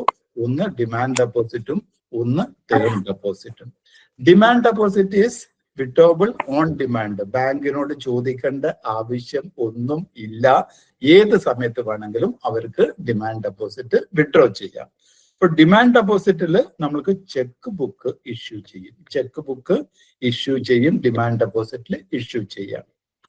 ഈ ബാങ്കിങ് റെഗുലേഷൻ ആക്ട് 49A പ്രകാരം പറയുന്നു, ബാങ്കുകൾക്ക് മാത്രമേ ഒരു deposit which is withdrawable through check book, അത് ബാങ്കുകൾക്ക് മാത്രമേ പറ്റുള്ളൂ, വേറെ ആർക്കും പറ്റൂല. ഇപ്പൊ നമ്മൾ മുത്തൂറ്റ് ഫൈനാൻസ് വരെ ഞങ്ങളും ബാങ്കാണെന്ന്, പക്ഷെ they are not bank. Because അവർക്ക് കറണ്ട് അക്കൗണ്ടും സേവിങ്സ് അക്കൗണ്ടും ഓപ്പൺ ചെയ്യാൻ പറ്റില്ല. Demand deposit which is CASA, current account and savings account. അപ്പൊ അവർക്ക് കാസ ഓപ്പൺ ചെയ്യാൻ പറ്റില്ല, അവർക്ക് ചെക്ക് ബുക്ക് ഇഷ്യൂ ചെയ്യാൻ പറ്റില്ല. ചെക്ക് ബുക്ക് ഇഷ്യൂ ചെയ്യാനും ഡിമാൻഡ് ഡെപ്പോസിറ്റ് അക്സെപ്റ്റ് ചെയ്യാനും ബാങ്കുകൾക്ക് മാത്രമേ പറ്റുള്ളൂ, മറ്റുള്ളവർക്കൊന്നും ഇത് പറ്റത്തില്ല. അപ്പോ ബാങ്കിങ് എന്ന് പറഞ്ഞാല് നമ്മൾ ഡിഫൈൻ ചെയ്തിട്ടുള്ളത് accepting deposit of money from the public for the purpose of lending and investing. അവിടെ എവിടെയൊക്കെ ബാങ്കുകൾക്ക് എന്തൊക്കെ സേവനങ്ങൾ ചെയ്യാം, എവിടെ പറഞ്ഞിട്ടുള്ളത്? ബാങ്കുകൾക്ക് എന്തൊക്കെ സേവനങ്ങൾ ചെയ്യാൻ പറ്റും, എവിടെയാ പറഞ്ഞിട്ടുള്ളത്? ഏതൊക്കെ കാര്യങ്ങൾ ബാങ്കിന് ചെയ്യാൻ പറ്റും? അല്ലെങ്കിൽ ബാങ്കിന് ട്രേഡിംഗ് ഇൻ ഗൂഡ്സ് ചെയ്യാൻ പറ്റുമോ? ട്രേഡിംഗ് ഇൻ ഗൂഡ്സ് ചെയ്യാൻ പറ്റുമോ? ഇല്ല. ഇതെവിടെ പറഞ്ഞിട്ടുള്ളത്? ബിആർ ആക്ട് ഏതാ സെക്ഷൻ?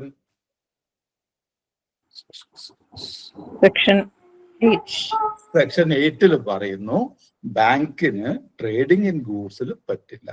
അപ്പൊ ഏതൊക്കെ ബാങ്കിന് ബിസിനസ് ചെയ്യാം എന്ന് പറയുന്നത് സെക്ഷൻ 6 ആണ്. സെക്ഷൻ 6 പറയുന്നത് ഒരു ബാങ്ക് ഇന്ന ബിസിനസ് ഒക്കെ ചെയ്യാം എന്ന് പറയുന്നത് സെക്ഷൻ 6 പറയുന്നത്. ഇത് നമുക്ക് നോക്കാം. Which among the following is are the key elements of the KYC policy. എല്ലാ ബാങ്കിനും ഒരു KYC പോളിസി മസ്റ്റ് ആണ്. അതില് ഏതൊക്കെയാണ് ഈ KYC പോളിസിയിൽ വരുന്നത്? കീ എലമെന്റ്സ് ഓരോ ബാങ്കിന്റെയും KYC പോളിസിയിൽ എന്തൊക്കെയാണ് പറഞ്ഞിട്ടുള്ളത്? ഒന്ന് കസ്റ്റമർ അക്സെപ്റ്റൻസ് പോളിസി, രണ്ടാമത്തത് കസ്റ്റമർ ഐഡന്റിഫിക്കേഷൻ പ്രോസസ്, മൂന്നാമത്തത് റിസ്ക് മാനേജ്മെന്റ്, നാലാമത്തത് മോണിറ്ററിംഗ് ഓഫ് അക്കൗണ്ട്. ഈ 4 എല്ലാ ബാങ്കിന്റെയും KYC പോളിസിയിൽ ഉൾപ്പെടുത്തിയിട്ടുള്ളതാണ്. കസ്റ്റമർ അക്സെപ്റ്റൻസ് പോളിസി പറഞ്ഞാൽ ഏതെല്ലാം തരത്തിലാണ് നമ്മൾ ഒരു കസ്റ്റമറെ അക്സെപ്റ്റ് ചെയ്യണമെങ്കിൽ എന്തൊക്കെ വേണം? ഇൻട്രൊഡക്ഷൻ വേണോ? കസ്റ്റമർക്ക് ഇൻട്രൊഡക്ഷൻ വേണോ? വേണ്ട. മുമ്പേ വേണമായിരുന്നു. KYC വന്നതിന് ശേഷം വേണ്ട. മുമ്പേ വേണമായിരുന്നു, ഇപ്പോഴ് അത് ഇൻട്രൊഡക്ഷൻ വേണ്ട. കസ്റ്റമർ അക്സെപ്റ്റൻസ് പോളിസി പറയുന്നു എങ്ങനെയുള്ള കസ്റ്റമറൊക്കെ നമ്മൾക്ക് അക്സെപ്റ്റ് ചെയ്യാം, എങ്ങനെയുള്ളവരെ നമുക്ക് അക്സെപ്റ്റ് ചെയ്യാൻ പാടില്ല. ഒരു കസ്റ്റമർ ഡോക്യുമെന്റ്സ് ഒന്നും തരുന്നില്ല, അക്കൗണ്ട് തുടങ്ങണം. അങ്ങനെ ഏതെങ്കിലും ഒരു അക്കൗണ്ട് ഉണ്ടോ? ഏതെങ്കിലും ടൈപ്പ് അക്കൗണ്ട് ഉണ്ടോ? നമ്മുടെ ID പ്രൂഫും അഡ്രസ് പ്രൂഫും ഇല്ലാതെ തുടങ്ങാൻ പറ്റുന്ന ഏതെങ്കിലും ബാങ്ക് അക്കൗണ്ട്? ബേസിക് സ്മോൾ ഇല്ല ഇല്ല സ്മോൾ അക്കൗണ്ട് ഇല്ല, ഒന്നും ഇല്ല. എല്ലാത്തിലും വേണമല്ലോ small account. Small accounts. Small account പറഞ്ഞാൽ വളരെ പാവപ്പെട്ടവർക്ക്, ഒന്നുമില്ലാത്ത ഒരു ഇതുമില്ലാതെ ആൾക്കാർക്ക് ഉള്ള അക്കൗണ്ടുകളാണ് സ്മോൾ അക്കൗണ്ട്. സ്മോൾ അക്കൗണ്ടിൽ മാത്രമേ ഡോക്യുമെന്റ്സ് ഇല്ലാതെ ഓപ്പൺ ചെയ്യാൻ പറ്റുള്ളൂ. പക്ഷെ അവിടെയും കുറെ റെസ്ട്രിക്ഷൻസ് ഉണ്ട്.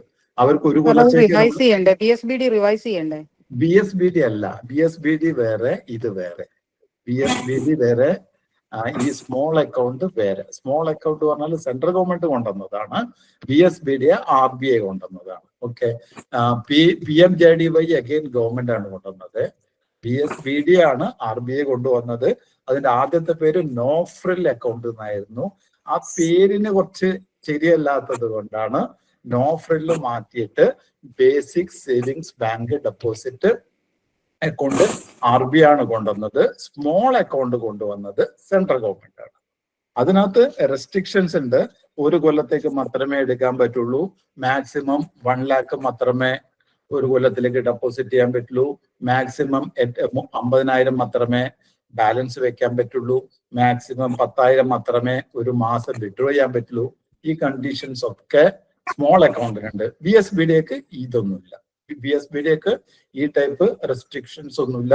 ഇവിടെ മാത്രമാണ് അവർക്ക് ഡോക്യുമെന്റ്സ് ഇല്ലാതെ ചെയ്യാം. പക്ഷെ normally it is for 1 year.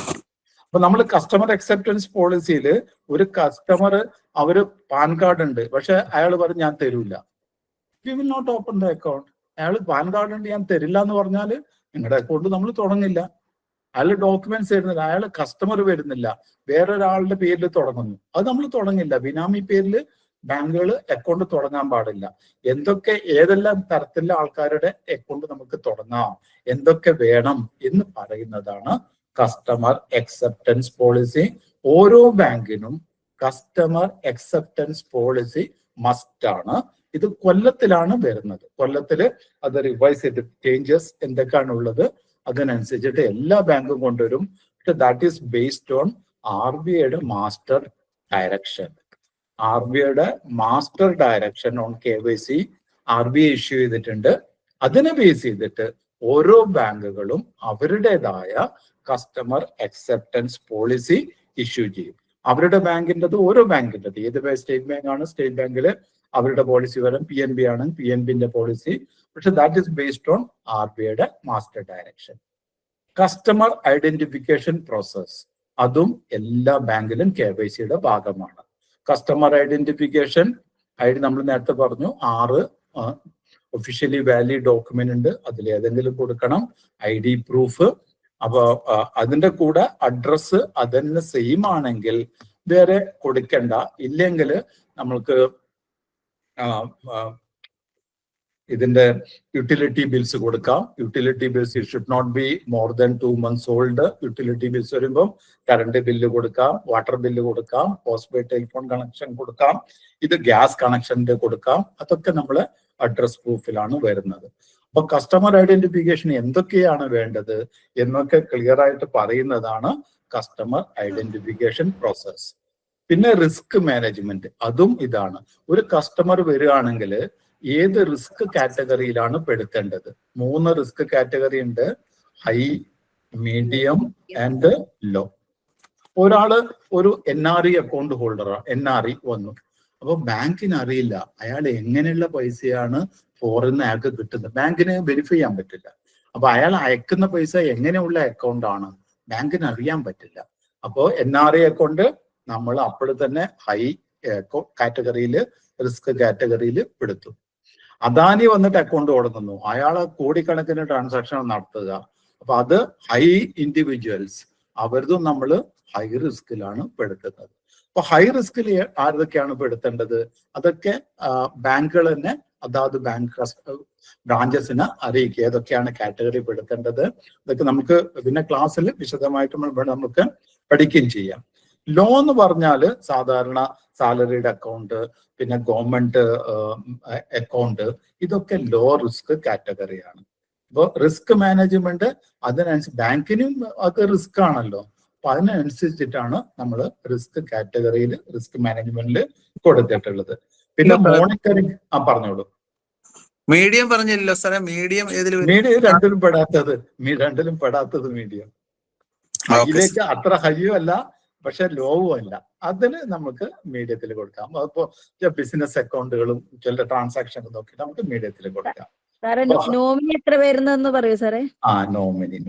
നോമിനിയില് പുതിയ നമ്മൾ ഇത് വന്നത് 2 തരത്തില് നോമിനേഷൻ കൊടുക്കാം. ഓക്കെ, ഒന്ന് സക്സസീവ്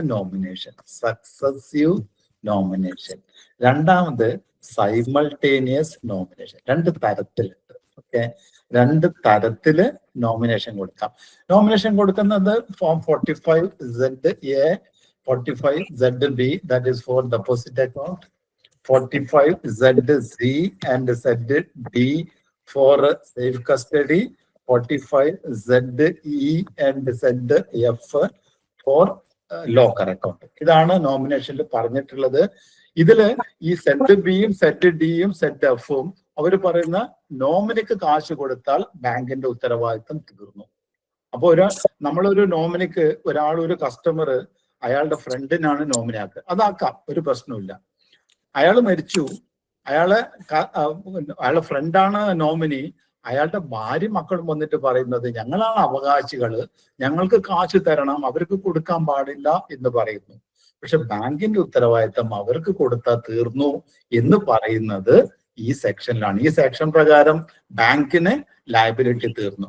പക്ഷെ ഈ banking regulation act cooperative societies, RBIയുടെ അണ്ടറിൽ വരാത്ത കോപ്പറേറ്റീവ് സൊസൈറ്റിക്ക് ഈ പ്രൊട്ടക്ഷൻ കിട്ടില്ല, അവർക്ക് കിട്ടില്ല.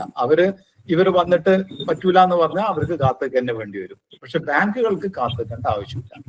2 തരത്തിലെ nomination, successive and simultaneous. Successive എന്ന് പറഞ്ഞാൽ 4 പേരെ വരെ നമുക്ക് നോമിനി ആയിട്ട് കൊടുക്കാം, ABCD. അപ്പൊ ഇതില് അറ്റ് എ ടൈം ആക്ച്വലി ഒരാളെ ഉണ്ടാവുള്ളൂ. നമ്മൾ 4 പേരെ കൊടുത്തു. സപ്പോസ് വൈഫ്, സണ്ണ്,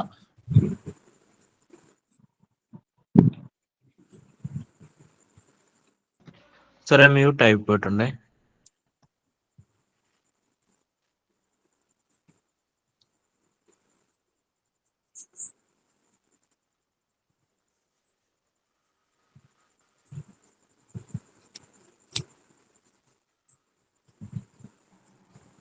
ഇപ്പൊ കേൾക്കാലോ അല്ലെ? സോറി.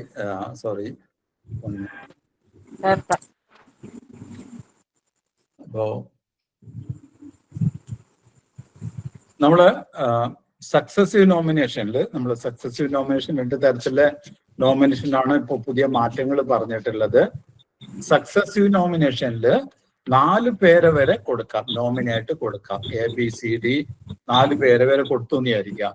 അപ്പൊ ആദ്യത്തെ പേര് ആരതാണോ ഫസ്റ്റ് പ്രിഫറൻസ്, ഒന്നുകിൽ അയാൾക്ക് പ്രിഫറൻസ് കൊടുക്കാം, അല്ലെങ്കിൽ പ്രിഫറൻസ് കൊടുത്തിട്ടില്ലെങ്കിൽ 6 പേരാണ് ആദ്യം, അവരായിരിക്കും അവകാശി. ശരിക്കും നോമിനി ഒന്നുകൂടെ പറയുന്നു, nominee is not the owner of the deposit. ആ ഫണ്ടിന്റെ ഓണർ അല്ല, ഈസ് ഓൺലി എ ട്രസ്റ്റി. കാശ് വാങ്ങിക്കാനുള്ള അധികാരം മാത്രമേ ഉള്ളൂ. അയാളെ അവകാശികൾക്ക് ഇയാളെ അഗൈൻസ്റ്റ് കേസ് കൊടുക്കാം, അത് വേറെ. പക്ഷെ ബാങ്കിന് അത് നോക്കേണ്ട ആവശ്യമില്ല, ബാങ്കിന് പ്രൊട്ടക്ഷൻ കിട്ടും. അപ്പൊ ഇവിടെ A ജീവിച്ചിരിക്കെ Aക്ക് മാത്രമേ കാശ് കിട്ടുള്ളൂ. A മരിച്ചാൽ ഓട്ടോമാറ്റിക്കലി Bക്കായി അതിന്റെ അവകാശം, കാശ് വാങ്ങിക്കാൻ വേണ്ടിയിട്ട്. ബിയും മരിക്കുകയാണെങ്കിൽ സിക്കായി അതിന്റെ അവകാശം. സിയും മരിക്കുകയാണെങ്കിൽ ഡി ആവും അവകാശം. മുമ്പ് എന്താ, ഭാര്യയും ഭർത്താവും ഒന്നിച്ചു പോകുമ്പോൾ ഭർത്താവിന്റെ അക്കൗണ്ടിൽ ഭാര്യ നോമിനി, 2 പേരും ഒന്നിച്ചു മരിച്ചു. അപ്പൊ നോമിനി ഇല്ല, തീർന്നു. അപ്പൊ അങ്ങനത്തെ ഒരു അവസ്ഥ വരില്ല. അതുകൊണ്ടാണ് 4 പേരെ വരെ നോമിനേഷൻ വെക്കാം. പിന്നെ രണ്ടാമതുള്ളത് സൈമൾട്ടേനിയസ് നോമിനേഷൻ ആണ്. ഒരേ സമയത്ത് 4 ആളെ വെക്കാം. അപ്പൊ ABCD. ഇപ്പൊ ഇവർക്ക് ഓരോരാൾക്കും എത്ര പെർസെൻറ്റേജ് കൊടുക്കണം എന്ന് പറയണം. എക്ക് 40%, ബിക്ക് 30%, സിക്ക് 20%, ഡിക്ക് 10%. ടോട്ടല് എല്ലാം കൂടെ ചേർന്നിട്ട് 100% ആയിരിക്കണം. അത് കൊടുക്കാം. അതാണ് സൈമൾട്ടേനിയസ് നോമിനേഷൻ. മറ്റേത് ഒരു സമയത്ത് ഒരാളെ ഉണ്ടാവുള്ളൂ. ഇത് കിട്ടുന്ന പൈസ എത്ര പെർസെൻറ്റേജ് കൊടുക്കണം അത് കൊടുക്കാം സൈമൾട്ടേനിയസില്. ഇത് ഡെപ്പോസിറ്റ് അക്കൗണ്ടിൽ മാത്രമേ ഉള്ളൂ. കാരണം ലോക്കർ അക്കൗണ്ട് നമുക്ക് കട്ട് ചെയ്ത് കൊടുക്കാൻ പറ്റൂല. അതിലെ സാധനം ഇത്ര കട്ട് ഒരു മാല പൊട്ടിച്ചു കൊടുക്കാനൊന്നും പറ്റൂല, ഇത്ര പെർസെന്റേജ് ഡെപ്പോസിറ്റ്. ഇത് സക്സസീവ് ആണോ സൈമൾട്ടേനിയസ് വേണോ? അത് ഡെപ്പോസിറ്റ് ആണ് തീരുമാനിക്കേണ്ടത്. ആരാണോ കസ്റ്റമർ ആണ് ഡിസൈഡ് ചെയ്യേണ്ടത് ആരെ നോമിനി വെക്കണം. ഓക്കെ, അപ്പൊ നമ്മൾക്ക് 1 മണിക്കൂറാണ്. 1 മണിക്കൂർ കുറച്ച് എക്സ്ട്രാ എടുത്തു. അപ്പൊ നിങ്ങൾക്ക് എന്ത് ഡൗട്ട് ഉണ്ടെങ്കിലും ബാങ്കിങ് മേഖലയിലത്തെ എന്ത് ഡൗട്ട് ഉണ്ടെങ്കിലും നമ്മുടെ സബ്സിക്വന്റ് ക്ലാസ്സിൽ നമുക്ക് ഡിസ്കസ് ചെയ്യാവുന്നതാണ്. നിങ്ങളെ ബാങ്കിൽ വരുന്ന പ്രാക്ടിക്കൽ ഇഷ്യൂസ് അടക്കം നമുക്ക് ഡിസ്കസ് ചെയ്യാം. ഡെഫിനറ്റ്ലി ക്ലാസ് നിങ്ങൾക്ക് ഞാൻ കുറച്ച് സ്പീഡ് കൂടുന്നുണ്ടോ കുറയ്ക്കണോ ആ അഭിപ്രായങ്ങൾ നിങ്ങൾക്ക് പറയാം. നമ്മൾ അതിന് ശേഷം നമ്മൾ അതിന്റെ നോട്ട്സും കൂടെ നോക്കും. ലൈക്ക് ബാങ്ക്സ് പ്രൈമറി ബിസിനസ് എന്താണ്, അക്സെപ്റ്റിംഗ് ഡെപ്പോസിറ്റ് ലെൻഡിങ് ആണ്. ഇപ്പോൾ ബാങ്ക് കസ്റ്റമറുമായിട്ടാണ് ഡീൽ ചെയ്യുന്നത്. ഇപ്പോൾ ബാങ്കും കസ്റ്റമറും തമ്മിലുള്ള റിലേഷൻഷിപ്പ്, ഏത് സർവീസ് ആണ് ബാങ്ക് കൊടുക്കുന്നത് അതനുസരിച്ചിട്ടാണ് ബാങ്കും കസ്റ്റമറും തമ്മിലുള്ള സർവീസ്. ഇപ്പൊ ബാങ്ക് കസ്റ്റമറെ അറിഞ്ഞിരിക്കണം.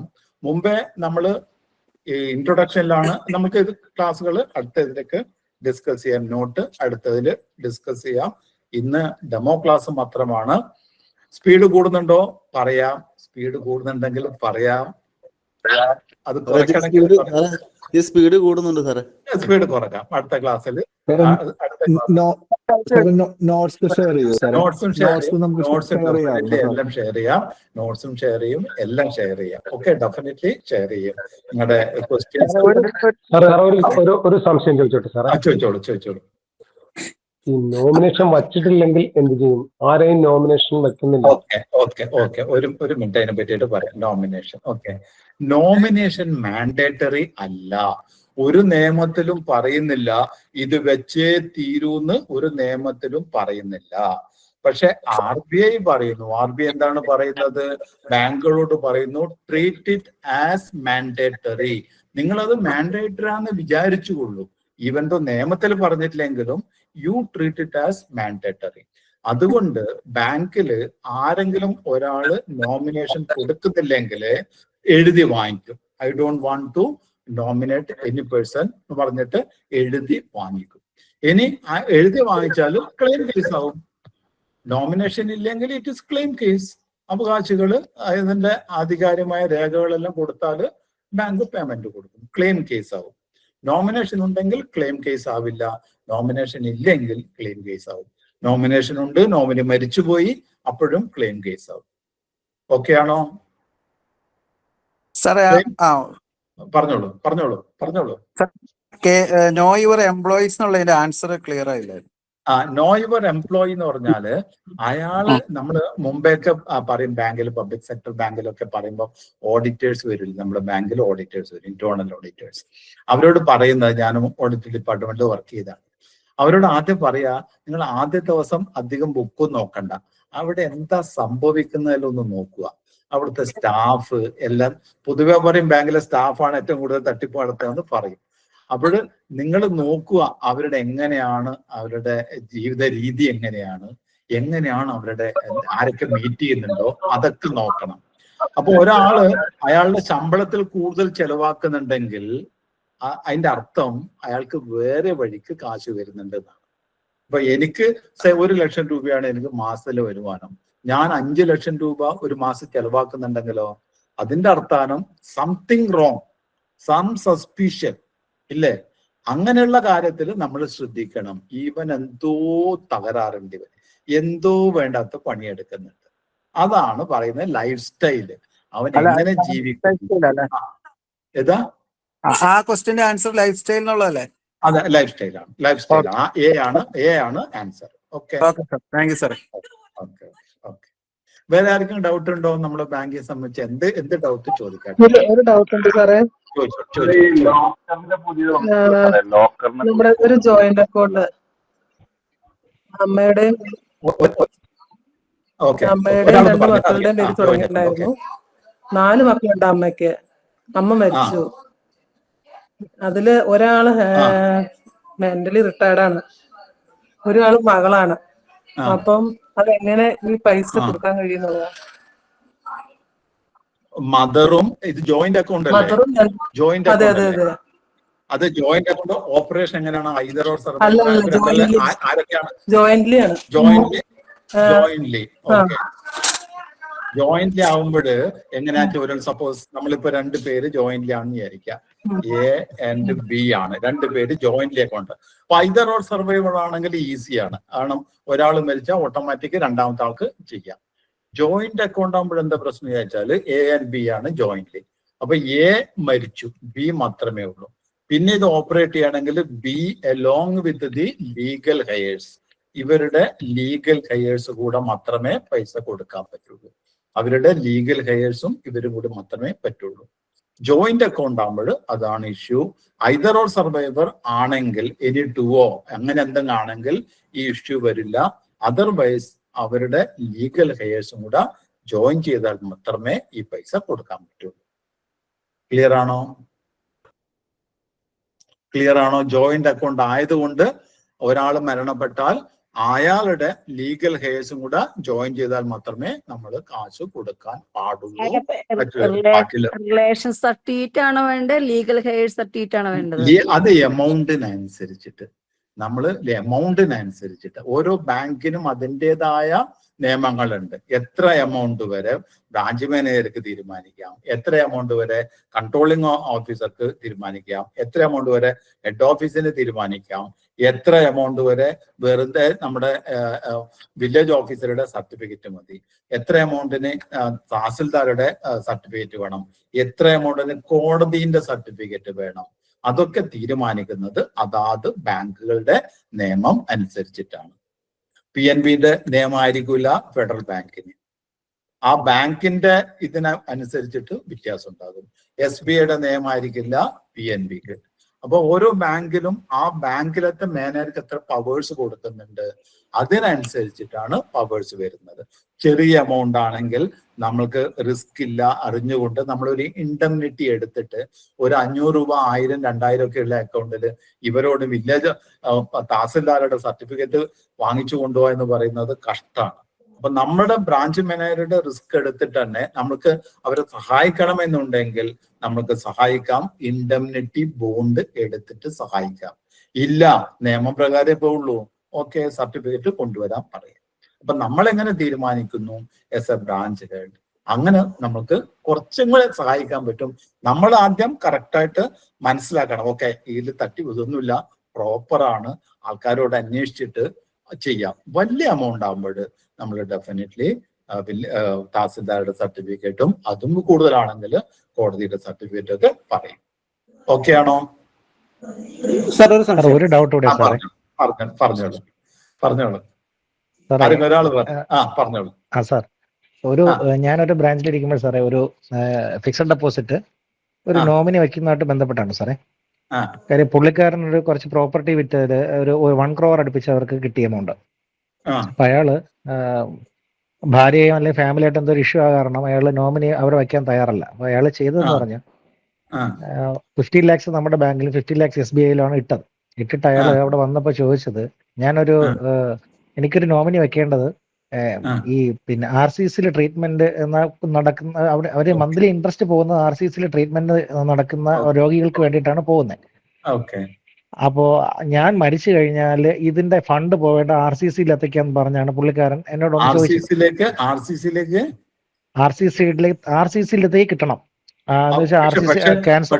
നോമിനേഷനിൽ ഒരു ക്ലോസ് ഉണ്ടല്ലോ, nominee should always be individual മാത്രമേ ആകാൻ പാടുള്ളൂ നോമിനി എന്നുണ്ട് സാർ. പക്ഷെ പക്ഷെ SBIയിൽ ചെന്നപ്പോ അയാളോട് SBI എന്ന് പറഞ്ഞു വന്ന് നിങ്ങളൊരു വിൽ എഴുതിയിട്ട് വിൽ രജിസ്റ്റർ ചെയ്തിട്ട് നിങ്ങൾ വില്ലിന്റെ ഒരു കോപ്പി ആയിട്ട് എനിക്ക് അതിന്റെ അടുത്ത് വന്നാൽ അത് പ്രകാരം ഞാൻ നോമിനി വെച്ചു തരാം എന്ന് പറഞ്ഞു വന്നു. പക്ഷെ അതെനിക്ക് ഭയങ്കര doubt. Nominee can always be individual മാത്രമേ ആവുള്ളൂ. നോമിനേഷൻ കൊടുക്കുന്നത് individual plus soul proprietor. Soul proprietorship നമ്മളെ ഇൻഡിവിജ്വലിന്റെ കൂട്ടത്തിലാണ് പെടുത്തിയിട്ടുള്ളത്. ഇവർക്ക് കൊടുക്കാൻ പറ്റുള്ളൂ. നോമിനി ആകുന്നത് it should be only individual. Minor ആകാൻ പറ്റുമോ? മൈനർക്ക് നോമിനി ആകാം, പക്ഷെ there should be another person major ഉണ്ടായിരിക്കണം. പക്ഷെ ഇൻഡിവിജ്വൽ അതെനിക്ക് അറിയില്ല. ബില്ലല്ലേ, ബില്ലും നോമിനി തമ്മിൽ വ്യത്യാസമില്ലേ? ബില്ലിന് അനുസരിച്ചിട്ട് ചെയ്യാലോ, ബില്ലില് അനുസരിച്ചിട്ട് ആ രജിസ്റ്റർ ബില്ലില് അനുസരിച്ചിട്ട് ചെയ്യാലോ, നമുക്ക് ചെയ്യാലോ. പക്ഷെ അത് നോമിനി ആയിട്ട് ട്രീറ്റ് ചെയ്യില്ല. അത് നോമിനി ആയിട്ട് ട്രീറ്റ് ചെയ്യില്ല. RCCനെ നോമിനി ആയിട്ട് എടുക്കാൻ പറ്റില്ല. പക്ഷെ ഒരാളുടെ ബില്ലില് അയാൾക്ക് ആർക്കും വേണം കാശ് കൊടുക്കാം. എന്റെ പൈസ എവിടെ ഏത് അനാഥാലയത്തിന് കൊടുക്കണം അയാൾക്ക് തീരുമാനം. പക്ഷെ അത് നോമിനേഷൻ അല്ല. അത് നോമിനേഷൻ അല്ല. നോമിനേഷൻ ആണെങ്കിൽ ഇൻഡിവിജ്വലിന് മാത്രമേ ആകാൻ പറ്റുള്ളൂ. പക്ഷെ ഇതിലൊരു പ്രശ്നമുണ്ടല്ലോ സാറേ. ഇപ്പൊ ആള് മരണപ്പെട്ടു പോയാൽ ഈ RCC അല്ലെങ്കിൽ അങ്ങനെ ഒരു ഓഫീസ് അറിഞ്ഞില്ല, വൈഫ് അവരുടെ ഫാമിലി ലീഗൽ ഹെയർഷിപ്പ് സർട്ടിഫിക്കറ്റ് കൊണ്ടുവന്ന് അവർ പൈസ വാങ്ങിച്ചുകൊണ്ട് പോയി കഴിഞ്ഞാൽ ആ ബില്ലിനും ഇല്ലാതാവുമല്ലോ സാർ, ആ വാല്യൂ ഇല്ലാതാവില്ലേ? പക്ഷെ നമ്മൾക്ക് രജിസ്റ്റേർഡ് ബില്ലുണ്ടെങ്കിൽ അതിന്റെ കോപ്പി ഇവർക്ക് കൊടുത്തിട്ടുണ്ടെങ്കിൽ, ബാങ്കിന് കൊടുത്തിട്ടുണ്ടെങ്കിൽ ബാങ്ക് അത് പ്രകാരം ചെയ്യുള്ളൂ. ബാങ്കിന് അതിന്റെ കോപ്പി കൊടുത്തിട്ടുണ്ടെങ്കിൽ അപ്പൊ ഇവരെ അന്വേഷിച്ച് വരുമ്പോ ബാങ്ക് പറയുമല്ലോ ഇതാണ് രജിസ്റ്റേർഡ് ബില്ല്, ആ ബില്ല് അനുസരിച്ചിട്ട് നിങ്ങൾക്ക് തരാൻ പറ്റാന്ന് പറയുമല്ലോ അവര്. പറയാൻ പറ്റും സാർ, നമ്മൾ കമ്പ്യൂട്ടറിൽ അത് എൻ്റർ ചെയ്തിട്ടുണ്ടെങ്കിൽ മാത്രമേ നമുക്ക് അറിയാൻ പറ്റത്തുള്ളൂ. നമുക്ക് തന്നിട്ടുണ്ട്, നമുക്ക് അതിന്റെ കോപ്പി തന്നിട്ടുണ്ടെങ്കിലേ നമ്മൾ അറിയുള്ളൂ. അല്ലാണ്ട് നമ്മൾ എങ്ങനെ അറിയാം? നമ്മൾക്ക് അതിന്റെ കോപ്പി, രജിസ്റ്റേർഡ് ബില്ലിന്റെ കോപ്പി, പിന്നെ ബില്ല് ഏത് പ്രാവശ്യം മാറ്റാം കേട്ടോ, മരിക്കുന്നത് വരെ എത്ര പ്രാവശ്യം മാറ്റാം, അതും മാറ്റാം. അപ്പൊ അതിന്റെ കോപ്പി നമുക്ക് തന്നിട്ടുണ്ടെങ്കിൽ മാത്രം, ഇല്ലെങ്കിൽ പറ്റില്ല. ഇല്ലെങ്കിൽ ഇല്ല. വേറെ ആയിട്ടുണ്ടോ? ഒരു മൈനർ അക്കൗണ്ട് സാർ, ഒരു മൈനർ അക്കൗണ്ടില് മൈനർ അക്കൗണ്ടില് പിന്നെ അക്കൗണ്ട് ഹോൾഡറും മരണപ്പെട്ടു പോയി. മൈനർ ആണോ മരിച്ചത്? മൈനർ ആണ് മരിച്ചത്. ഓക്കെ, നോമിനേഷൻ ഉണ്ട്. ഓക്കെ, മൈനറിൽ രണ്ട് തരത്തിൽ വരാം. ഒറ്റ മിനിറ്റ്. മൈനർ അക്കൗണ്ട് രണ്ട് തരത്തിൽ വരാം. Minor account self operated minor account ആകാം. Self operated minor 10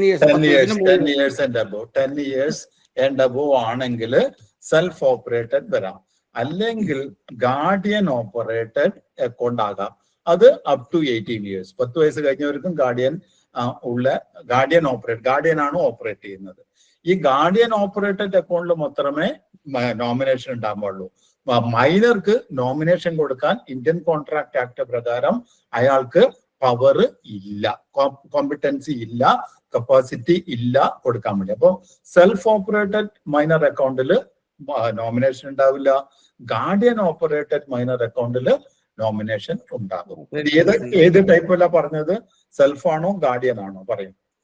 സെൽഫാണ്. About 10 years ആയ കുട്ടി നോമിനേഷൻ കൊടുക്കാൻ പറ്റൂല. നോമിനേഷൻ കൊടുക്കാൻ പറ്റൂല. നോമിനേഷൻ തന്നിരുന്നു.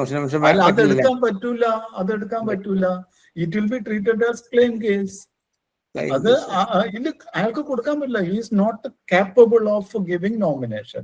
ഒരു മൈനർക്ക് സ്വന്തം അയാൾക്ക് ഇത് കൊടുക്കാൻ പറ്റില്ല. കാരണം ഇന്ത്യൻ കോൺട്രാക്ട് ആക്ടിലെ minor discharged insolvent mentally retarded person അവർക്കൊന്നും ഈ ഒരു കോൺട്രാക്റ്റിൽ എൻറ്റർ ചെയ്യാൻ പറ്റില്ല. അങ്ങനെ അക്കൗണ്ട് ഓപ്പൺ ചെയ്യുമ്പോൾ നമ്മൾ അങ്ങനെ അക്കൗണ്ട് ഓപ്പൺ ചെയ്യാം. നോമിനേഷൻ ഉണ്ടാവില്ല. നോമിനേഷൻ ഇല്ല. സെൽഫ് ഓപ്പറേറ്റഡ് അക്കൗണ്ടിൽ ഇല്ല. ഗാർഡിയൻ അക്കൗണ്ടിലാണെങ്കിൽ ഗാർഡിയന് കൊടുക്കാം. ഗാർഡിയന് നോമിനേഷൻ കൊടുക്കാം. സെൽഫ് ഓപ്പറേറ്റഡിൽ പറ്റില്ല. അയാള് മൈനർ മരിക്കുകയാണെങ്കിൽ it will be treated as claim case. ഒരു അക്കൗണ്ട് ഹോൾഡർ മരണപ്പെട്ടു കഴിഞ്ഞാല് അവരുടെ ഫാമിലിയിലുള്ള ആരെങ്കിലും വന്നിട്ട് നോമിനി ആരാണെന്ന് ചോദിച്ചാൽ നമുക്ക് റിവീൽ ചെയ്യുന്നതിന് കുഴപ്പമുണ്ടോ? ചെയ്യാൻ പാടില്ല എന്നല്ല കണക്ക്. നമ്മള് സീക്രസി നമ്മൾ മെയിൻറ്റെയിൻ ചെയ്യണം. സീക്രസി ശരിക്ക് ഈ നോമിനിയോട് we are supposed to inform the nominee.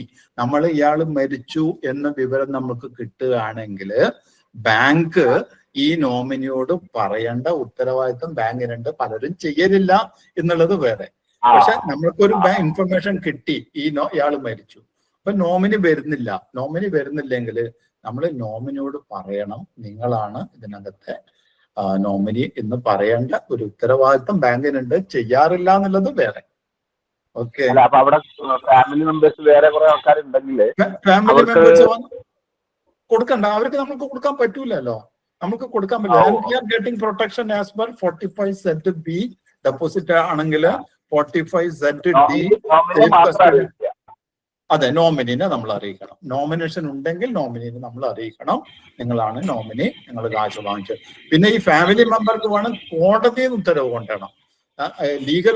Legal letter വന്നാലൊന്നും പറ്റൂല, വക്കീൽ നോട്ടീസ് വന്നാലൊന്നും നമ്മൾ നോക്കേണ്ട ആവശ്യമില്ല. കോടതിയിൽ നിന്ന് ഉത്തരവ് വരികയാണെങ്കിൽ നമ്മൾ കോടതി പറയുന്ന കേൾക്കണം. അതർവൈസ് ഇവര് പറയുന്നൊന്നും നമ്മൾ കേൾക്കണം. സാർ ഒരു കാര്യം ചോദിച്ചോട്ടെ സാറേ? ചോദിച്ചോട്ടെ പ്ലീസ്.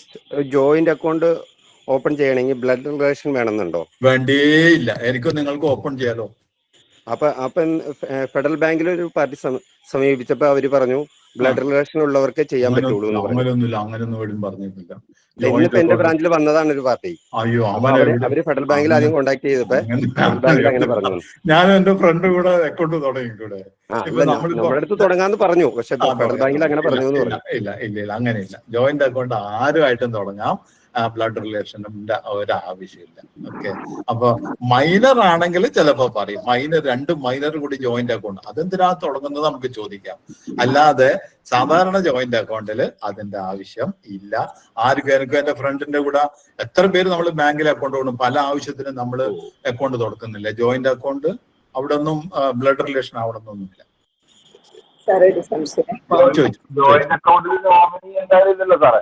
ജോയിന്റ് അക്കൗണ്ടിൽ നോമിനേഷൻ കൊടുക്കാലോ. ജോയിന്റ് അക്കൗണ്ടിൽ നോമിനേഷൻ കൊടുക്കാം.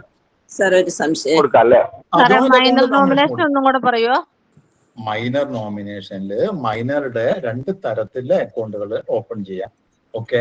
ഒന്ന് self operated minor, self operated account. ഇത് 10 വയസ്സ് കഴിഞ്ഞാലേ ചെയ്യാൻ പറ്റുള്ളൂ. സെൽഫ് ഓപ്പറേറ്റ് പറഞ്ഞാല് മൈനർ തന്നെയാണ് ഓപ്പറേറ്റ് ചെയ്യുന്നത്, മൈനർ തന്നെയാണ് സൈൻ ചെയ്യുന്നത്, മൈനർ തന്നെയാണ് എല്ലാം ചെയ്യുന്നത്. അതാണ് സെൽഫ് ഓപ്പറേറ്റഡ് അക്കൗണ്ട്. 10 വയസ്സ് കംപ്ലീറ്റ് ചെയ്യണം. ഓക്കെ. രണ്ടാമത് ഗാർഡിയൻ ഓപ്പറേറ്റഡ് അക്കൗണ്ട്, അയാളുടെ രക്ഷിതാവ്. പിന്നെ ആരാണ് രക്ഷിതാവ്? ഒരു കുട്ടീന്റെ രക്ഷിതാവ് ആരാ രക്ഷിതാവ്? ഇപ്പൊ ഇതില് അക്കൗണ്ട് നോർമലി ഹിന്ദു ഇത് പ്രകാരം father is the guardian. Father മരിച്ചാല് മദർ ഈസ് ദി ഗാർഡിയൻ. ക്രിസ്ത്യനിലും അങ്ങനെ തന്നെയാണ്. പക്ഷെ മുസ്ലിം പേഴ്സണൽ ലോ പ്രകാരം father is the guardian. Father മരിച്ചാൽ ഫാദറിന്റെ ഫാദറാണ് ഗാർഡിയനായിട്ട് വരുന്നത്. സുപ്രീം കോടതിയിൽ ഒരു കേസ് പോയി, കേരളത്തിൽ ഇതൊരു കേസാണ്. അപ്പൊ ഭാര്യയും ഭർത്താവും വേറെ വേറെയാണ് താമസിക്കുന്നത്, അവർ തമ്മിൽ ഇതൊന്നുമില്ല. അപ്പൊ ഈ അമ്മ കുറെ പൈസ മകന്റെ പേരിൽ ബാങ്കിൽ ഡെപ്പോസിറ്റ് ചെയ്തപ്പോ അച്ഛൻ പറഞ്ഞു ഞാനാണ് നാച്ചുറൽ ഗാർഡിയൻ, ഈ പൈസ എന്റേതാണ്. അത് കോടതി പോയി ഫൈനലി സുപ്രീം കോടതിയിലെത്തി. സുപ്രീം കോടതി പറഞ്ഞു നമ്മുടെ ഇന്ത്യൻ കോൺസ്റ്റിറ്റ്യൂഷൻ പ്രകാരം അച്ഛനും സെക്സിന്റെ ഇതിൽ നമുക്ക് വേർതിരിവ് വെക്കാൻ പറ്റില്ല. അപ്പൊ അമ്മക്ക് പിന്നെ ഗാർഡിയൻ ആകാം, ബാങ്ക് അക്കൗണ്ടിൽ അച്ഛനും ആകാം. അതനുസരിച്ചിട്ട് RBI ഒരു സർക്കുലർ ഇഷ്യൂ ചെയ്തു. ബാങ്ക് അക്കൗണ്ടിൽ the guardian can be either father or mother. അച്ഛൻ ജീവിച്ചിരിക്കെ അമ്മക്ക് മോന്റെ പേരിൽ അക്കൗണ്ട് തുടങ്ങാം. അപ്പോൾ ഈ ഗാർഡിയൻ ഓപ്പറേറ്റഡ് അക്കൗണ്ട് അച്ഛനായാലും അമ്മയായാലും ആരാണെങ്കിലും ഗാർഡിയൻ ഓപ്പറേറ്റഡ്, ഇതൊന്ന് കംപ്ലീറ്റ് ആയിട്ട് അടുത്തേക്ക് വരാമേ.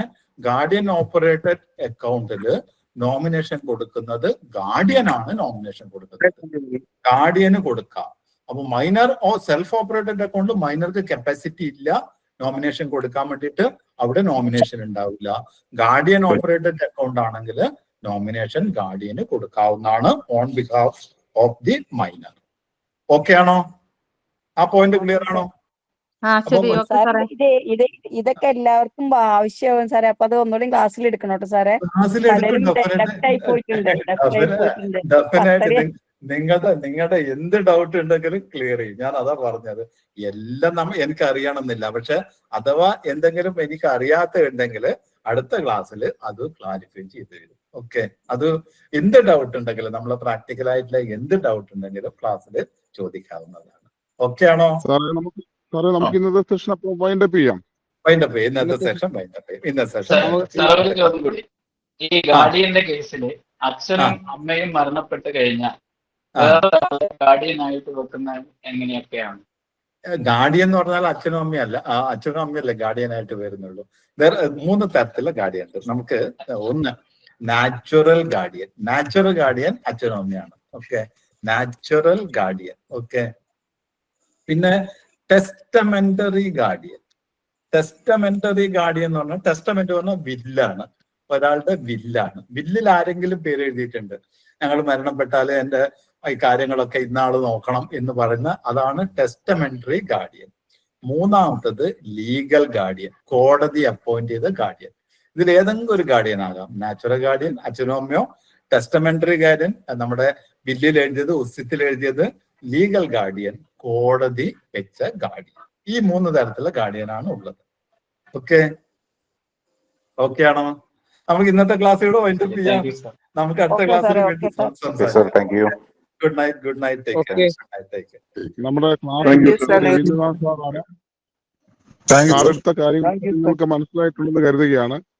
നിങ്ങൾ എല്ലാവരും ചോദിച്ച സംശയങ്ങൾക്ക് സാറ് വ്യക്തമായി മറുപടി പറഞ്ഞിട്ടുണ്ട്. നിങ്ങൾ എത്ര സംശയങ്ങൾ ചോദിച്ചാലും സാർ അതിന്റെ എല്ലാം റിപ്ലൈ ചെയ്യും. നമ്മുടെ സമയം ഇപ്പോൾ വൈകിയതുകൊണ്ട് നമ്മൾ ഇന്നത്തെ വൈൻഡപ്പ് ചെയ്യുകയാണ്. അപ്പോൾ പങ്കെടുത്ത എല്ലാ ഉദ്യോഗസ്ഥർക്കുള്ള നന്ദി അറിയിക്കുകയാണ്. നമ്മുടെ ഓൺലൈൻ കോച്ചിങ് ക്ലാസ്സിനെ സംബന്ധിച്ച വിവരങ്ങളൊക്കെ നാളെ തന്നെ നിങ്ങളുടെ ഗ്രൂപ്പിൽ ഷെയർ ചെയ്യുന്നതായിരിക്കും. Okay, thank you.